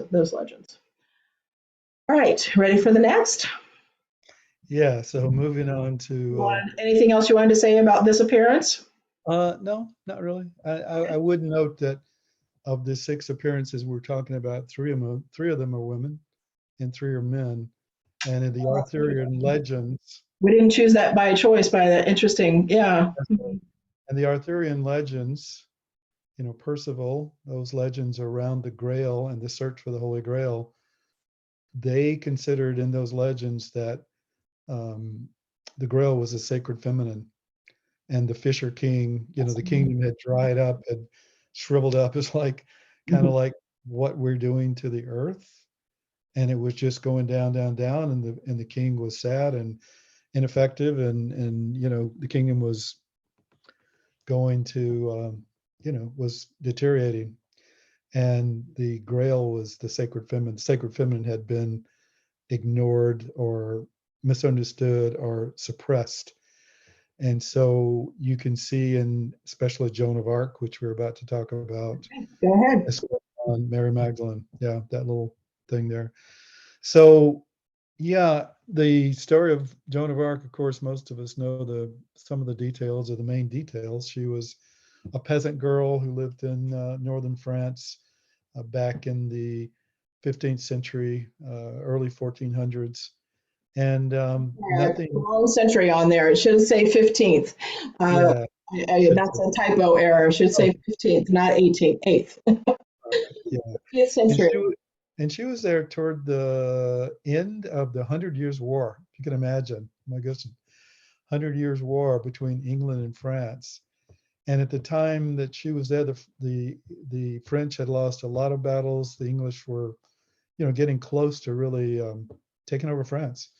And again, because of Archangel Michael's connection to France, when she was 13 years old, middle of the day, a regular day, she's out in the garden, in her father's garden, literally around noon, and all of a sudden there was an appearance of Archangel Michael.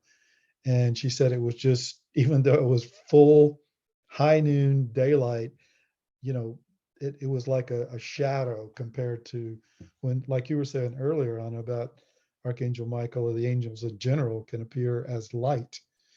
So Archangel Michael appeared. Of course, she didn't know who it was, but he told her who it was. He said, "I am Michael, protector of France." So that was the first thing he said to her. And he began to tell her, there was actually. He actually literally said, that's a quote from some of the historical text you found. Well, it's a quote from her.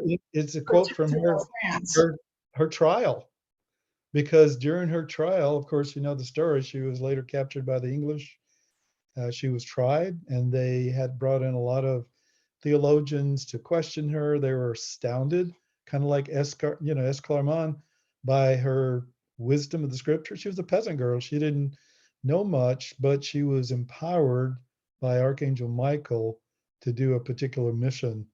And at her inquisition, not, you could call it that, at her trial, she was asked a number of questions like, how do you know it was Archangel Michael? How do you, and she said, well, he said, I am Michael, protector of France. And there were legends that a woman would say, a virgin woman would say France. And eventually it came to be understood that that was her. And she's known as the maid of, Yeah, say, there were prophecies of that. there were prophecies about that at the time, right? Already that were known. Known prophecies. And when Archangel Michael visited her a number of times, many, many, many times. And kind of like with Aubert, he was trying to convince her to do something. He said, I have a mission for you. And he began to tell her what it was, basically to save France. And she's going, well, what? She said, I've never ridden a horse. He was telling her to go to meet with kind of the king in hiding, who was, the rightful king, or should be the rightful king. And she just was, he had to keep encouraging her. And one of the ways that he encouraged her is he began to prophesy about the future. He told her about future battles, what would happen. They all turned out to be true, that she would be wounded, but she wouldn't die. She was wounded in one of the battles. He And prophesied all of that to her. yeah, he told all of that to her before she eventually, went. And of course, Archangel Michael told her who to meet with in order to get an audience with the king to be. And he wouldn't see her to begin with, and then he had, again, theologians questioning her, and she defeated them. And the way she finally convinced him that he could trust her to give him, an army to go and try to defeat the French at Orleans, because Orleans was the last major place in France. If the French took down Orleans, then they would be able to take over France. If the English took down Orleans, they'd be able to take over France. We're not pronouncing correctly in French. I think it's Orleans. That's probably true. That's probably true. Forgive me. So the way that she convinced him that she was for real is that she told him things about himself that no one but him would know. So she actually, About herself? yeah, About herself. about himself. She told her things about him. Oh, She told him things about himself okay. that made him know that she had, whatever you want to call it, mystical powers or something like that. Okay. And he was kind of desperate. So, he gave her a little army. She had a banner, Archangel Michael. There's no indication. She had a sword, because he had told her that there was a sword, a special magical sword that was, I think it was in like a monastery or a convent of St. Catherine. I may not know all the details, and they found it, and it was there. So she had this special sword, and she went into battle leading all the troops. At that time, she was a 19-year-old young woman. She cut her hair short. She wore men's clothes. First of all, to protect herself, because she's around all men, and also to get her little area of France was like still loyal to the French, but all the area around her had been kind of either taken over by the English or was held by the English. So even to get from where she was to where that future king was, she had to go through through enemy lines, and so she really had to dress in a certain way. So she went into battles. She won all of these battles by just her youth, her enthusiasm, and her effectiveness in kind of Archangel Michael's instructions. Exactly. And he gave her all the strategy, and she followed that strategy. She was very, again, she had so much faith in Archangel Michael that she very strictly followed his strategy. And once they saw, once they just became inspired by her and saw her effectiveness, they continued. They hadn't won, I believe it said, for a generation. This was 100-year war, 100 years. So for a generation, the French hadn't won like any major battle. And then with her, they won a number of battles. And, They were you able know, to save France. They were able to save France. say again? They Yeah. were able to save France, or else it They were wouldn't able be to what it is France. today. Exactly. And Mhm. then, of course, after that, he was anointed as king. But then she was captured by the English and she was put in prison and she was tried. Which he And also foretold. say again? Which Archangel Michael also foretold to her. Yeah, that's right. Yeah. And he Mhm. was with her the whole time from when he first Right. appeared to her at the age of 13 till her death. He continued to come to her, and at one point she was writing in her journal, when she was in the dungeon in the prison, telling he was here yesterday, he's here today, he'll be here tomorrow. He continued to comfort her and let her know that, this was her destiny, and so yeah, so they, in order to make it, look like a real trial, again, they had all these theologians and these men questioning her, interrogating her, and she just blew them away with her answers, because she, again, was communicating with the wisdom of Archangel Michael, and they were astounded that a 19-year-old peasant girl would have this kind of knowledge. And some kind of crazy other thing was there I just found out about recently. There was another thing around this same time, either a little before or a little after. The English, there was one place in the whole of northern France that they could not take down, and that was Mont St. Michel. Just symbolically, they wanted to take it down. It's kind of like in the place in The whole of the 100-Year War, they weren't able to defeat it. Yeah. yeah, they kept trying over and over again. They could never take Mont Saint Michel. And you know what's amazing about that? There was like a traitor, like I think the main bishop or something went to the English and told them all of the weaknesses of the fortress at Mont Saint Michel. He kind of, was a traitor to the French, and he was at her trial. That guy was at her trial when she was convicted, and of course she was, put to death. But Archangel yeah, Michael's presence there comforting her during yeah, that he was period. coming. Here. Yeah. So that's the story of Joan of Arc, and we're still talking about her. And at the church that Anna was Yeah. talking about, and I was speaking about at Mont Saint Michel with the altar Not the to Abbey, but the one that's at the base of the Abbey that's called the Parish Church or the Church of yeah, St. Peter. Church of Saint Pierre. There's There's a a large life-size statue of her that of Joan of Arc. stands at the doorway. I feel like it's very Yeah, interesting where it's located at. It could be anywhere, but she stands at the doorway to this very special sanctuary that's yeah, on Mont Saint Michel. Yeah. yep. So that's a Mhm. little bit about her story, and now turn it back over to you, Anna. Okay. Well, I think we've talked about this slide, how all of the kings made a pilgrimage to, again, I misspelled Mont, Mont St. Michel, and consecrated their thrones to Archangel Michael. So I think we already discussed that.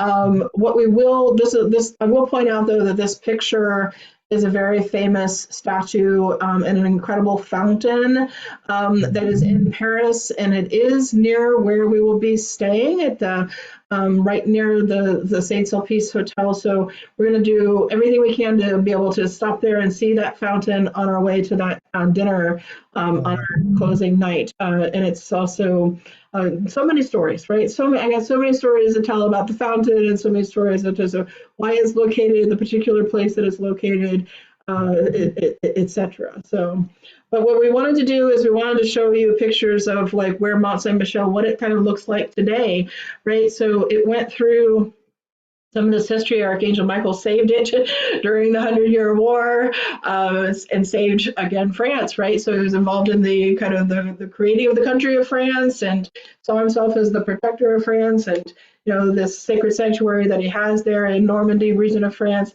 and has and still protected it still to this day, only for a period of time. And it was during the time of the French Revolution did it become something else, right? And it actually, did fall into the hands of the French revolutionaries. That's a whole other part of the history. It doesn't really pertain to the mystical appearances or any of that stuff, but it is an important part of the history of Mont St. Michel. But then it's been taken, obviously, back and restored.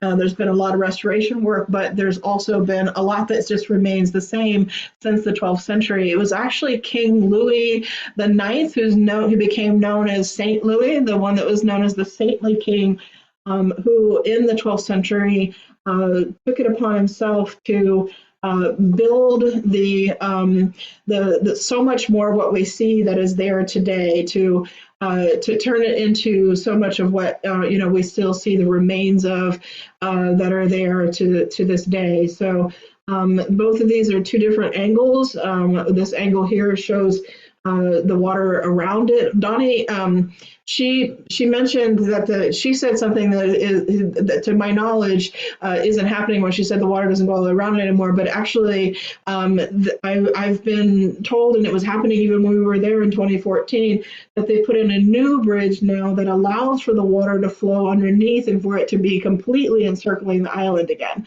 So that the new bridge that's been installed does allow for it to completely return the original ecosystem, and allow for it to be completely an island again.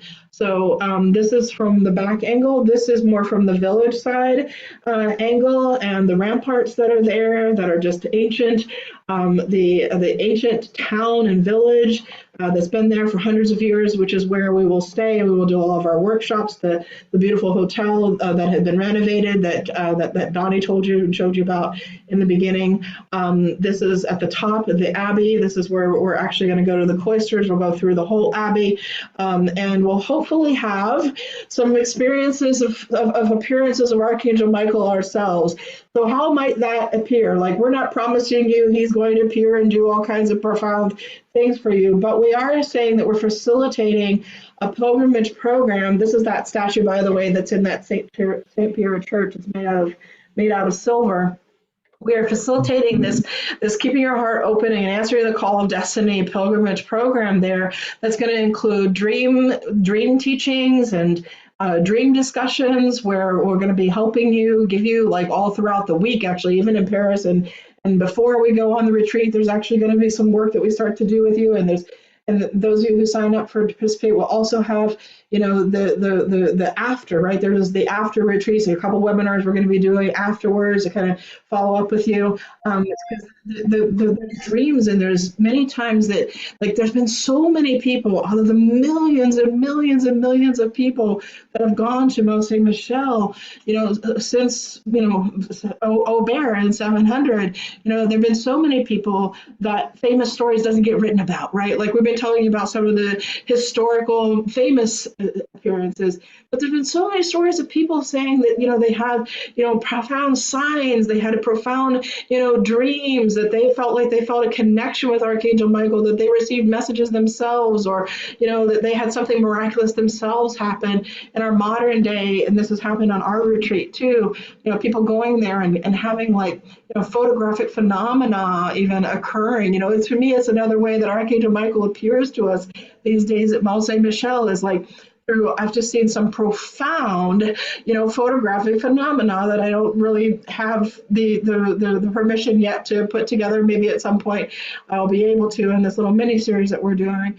But I've seen some profound in our groups, photographic phenomena that has happened, and things that are appearing in photos that when you look, it's just like, what, what is that, And I had one myself. I do tell, actually, I think Archangel Michael can appear to us in different ways. He can also appear to us by sending us signs, right? And he can send animals, and he can send, so again, maybe he himself may not be appearing, but he's, giving us maybe some mystical appearance through some other way that we're maybe able to connect with him. So I'll share one of my interesting things that I had is for when now that I'm on the subject of photographic phenomena. That is another way that I think he appears in our modern day at Mont St. Michel. First of all, definitely orbs appearing, things like that, in some of my own photographs and some of the photographs of participants.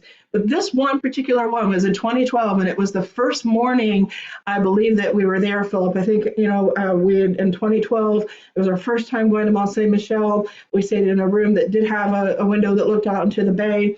And I was super excited. I had this dream. I had a dream experience where Archangel Michael, I saw this giant hand, take his finger and write in the sand in my dream that said, "This place is light activated," is what the finger wrote. Like this giant hand with this giant finger right into the sand that said, "This place is light activated." And then subsequently, I emailed out recently, I think it was last week actually, a part of a message that actually I received at Mont St. Michel, where he talks more about that light activation. But I was super excited about the dream, and there was some shutters in the window that we were staying in that were looking out into the bay. So I opened the shutters, and there were these seagulls that were there. There's lots because it's the ocean, right? And because this is a tidal island, when the tides are low, there's lots of seagulls, more so than when the tides are high.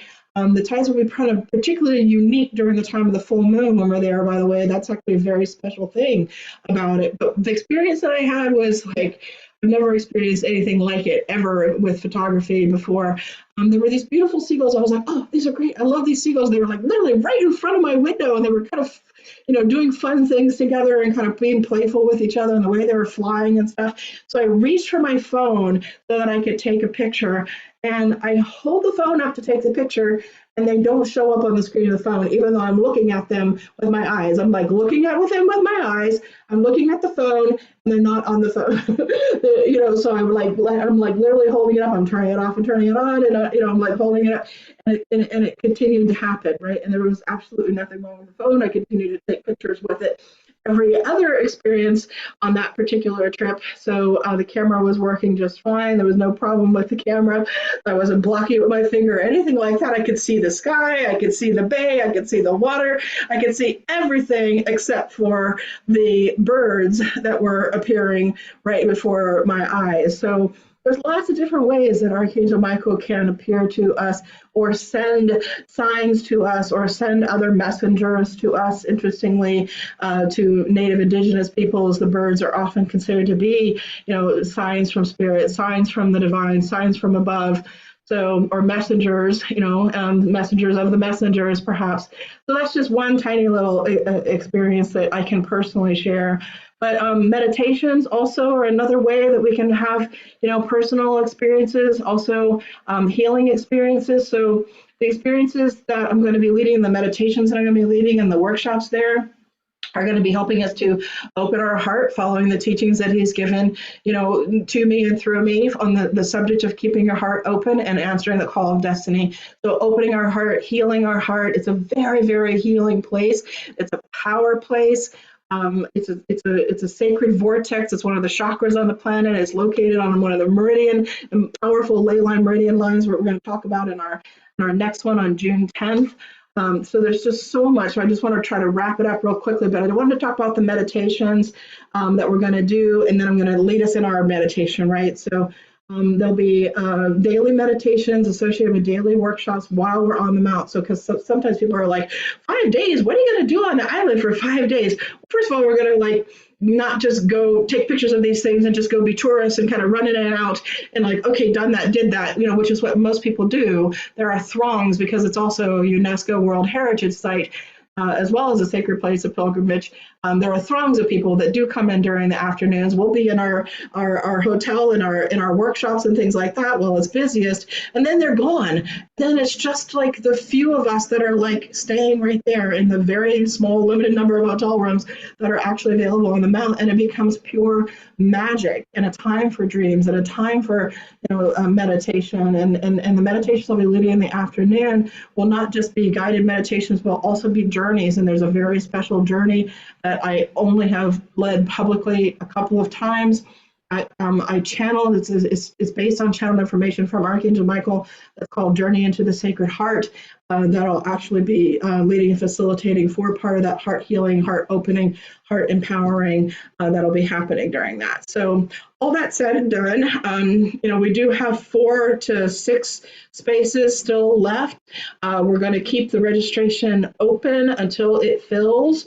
So it's possible to stay open for a while longer, but we're trying to see if we can fill it before this next deadline of the retreat. So the June 23rd deadline is when the regular price will be ended, and also when this $300 off offer that we're doing will be ended. It'll shift if there's still any room available. It'll shift to the full price at that point in time, which is the $69.99. We may or may not be able to offer some special offers on that. I'm not sure. It just depends on where we're at that time, whether there'll be any special offers off of that full price. But if you are in Europe by any chance, I don't know where everybody is coming from, but there is one option that's there on the registration page of mysticalfrance.com. If you go to the registration page, you'll see option 4 is the option that if you're in Europe already, if you're traveling there or you live there, and you want to just meet us in Mont St. Michel and not go to Paris and not experience all those wonderful things that Donnie was telling us about in Paris, and you want to just like have the workshop experience and some of the experiences at the Abbey and the Chapel on the Rocks and some of the other like kind of guided facilitation that we're going to do at Mont St. Michel only, there is a package for that. It's a pilgrimage package only, we call it. And it's dramatically less because it doesn't include your food, it doesn't include your accommodations, it doesn't include your transportation. You just meet us at Mont St. Michel. You have those things arranged yourself, which is why it's good for people who are already in Europe, either living there or already traveling there. But we did want to provide that option for those of you who will be able to participate in that. We'll be keeping that open because we have several spots available for people who might be able to come just through the pilgrimage program. We're keeping that open at least until probably the middle of summer, at least maybe 30, 45 days out, but we will be trying to get that filled up as well. All right, so let's talk about our meditation for this evening. This is full moon over Mont St. Michel back before they put the new bridge in, that now the new bridge allows the water to go actually all around it and return it back to being an island. So now let's just end our thing tonight. We're going to actually do a Q&A after the meditation. While I'm getting ready for the meditation, if you do have any questions, anything you want to ask about or say, you might want to just jot that down real quickly, because sometimes after the meditation, people kind of forget, what did I want to ask? What did I want to say? Because we are going to do the Q&A after the meditation is over. We'll do it as the last thing. So go ahead and feel free to either jot that down or even go ahead and put it into the chat if you have a question and that's the way you want to jot it down. That's fine. I just won't go look at it yet because I'm going to get us ready for the meditation. Before I do the meditation, though, Phillip, is there anything you wanted to do to wrap up or anything you wanted to say in closing before the meditation? I'll just give my little song prayer that I received in the little church down there on Michaelmas, and this was it. I was just sitting there. Just tell us what it is. Okay, go ahead. Yeah, say it. Archangel Michael, full of light, keep us safe both day and night. Archangel Michael, full of light, on our path, please make it bright. Archangel Michael, sword of truth, keep us safe in age and youth. Amen. And I still use that prayer every night. So there we go. That's all I have to say. Thank you. And thanks for sharing that with us. Sure. Okay, everybody, so hopefully you've jotted down whatever your questions are, and we're going to go ahead and get ourselves ready then for, it's just a short meditation, a brief meditation to close with. I'm going to lead us in an invocation chant. I use this same praise chant in the global transmission, so if you've ever participated in those, you'll be familiar with it. It's Michael, Michael, Michael, which is a Hebrew pronunciation for Archangel Michael's name. Which is invoking he who is like God or he who is like unto God. So Michael, Michael, Michael, Adonai, Elohim, which are two ancient Hebrew names for God, and Adonai Eloheinu. And so I'm going to use that as a praise chant and an invocation chant. And then after that, I'll have you just go into some breathing and I'll guide that. And I'll read part, not all, of a prayer written by Mirabai Star. And then I'll guide us to connect with Archangel Michael's energy. And then there'll be some silent meditation too. There's a part of the meditation tonight that will be for silence as well. And then I'll bring us up out of the silence and finish the meditation with another prayer again at the end. So let's just sit back, make ourselves comfortable. We're going to close our eyes. We're going to begin by taking some long, slow, deep breaths in order to center ourselves.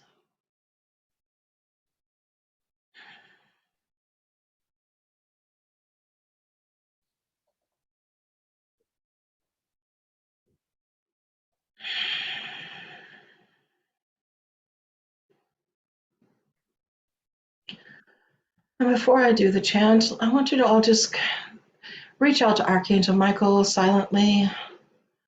Just call upon him.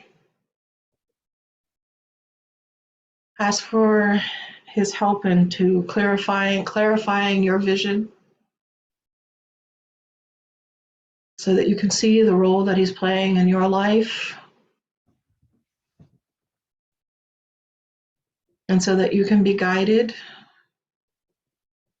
in the way that you need to be guided with your life and your destiny and your purpose.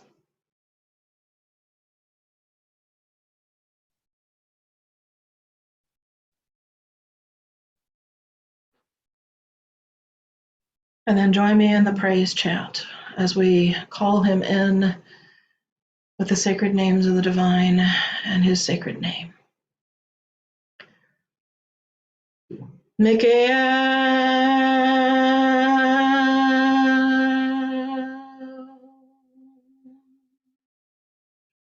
Michael,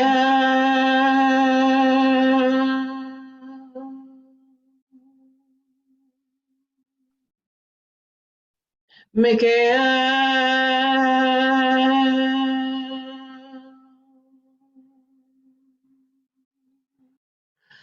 Adonai Elohim, Adonai Eloheinu, Michael, Michael, Michael, Michael, Michael, Michael, Adonai Elohim. Adonai Eloheinu, Michael, Michael, Michael,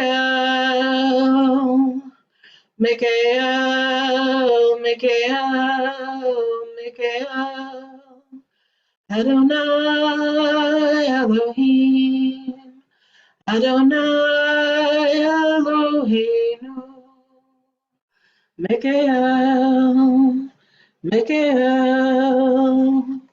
Michael.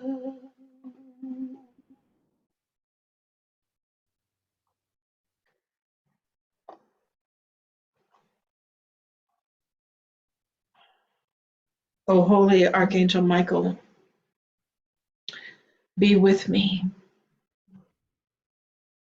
Protect me from my own false self. Call me to my divine self, radiant and wise. Call me, call me again and again. Defend me and protect me against these forces in this world that would mean me harm, and help me to discern that which is truly negative from that which merely threatens my complacency. Archangel Michael, shield me in your vast wings so that I may take refuge and grow strong. Help me to be a beacon of light, a beacon of justice to all in the world, for all that is true and all that is right. O Chief of the tribe of angels, place your sword of unconditional love with me now, and give me the courage to cut through the illusions and to set myself free.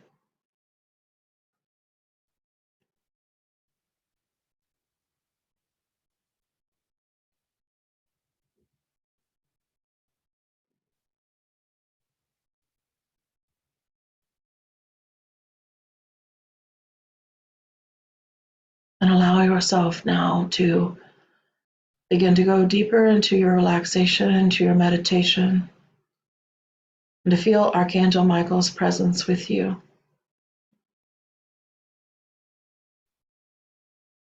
And to receive from him the love, the light that we have just invoked,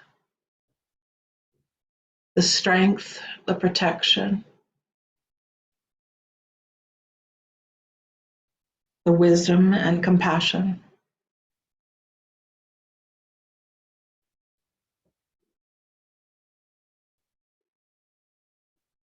And just be in silent meditation right now, allowing ourselves to receive from Archangel Michael and just be open to receiving now and in the future all of these things.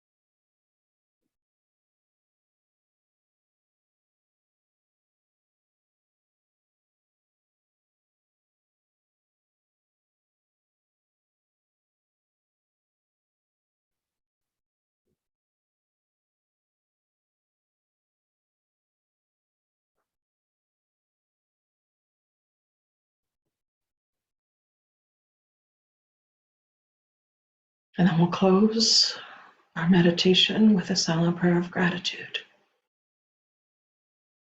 From your heart, sending out your gratitude, offering your gratitude directly to Archangel Michael and to the divine.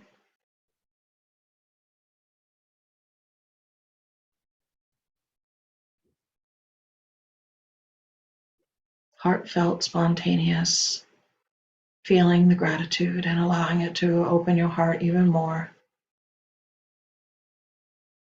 And sending out those prayers of thankfulness in whatever way feels right to you.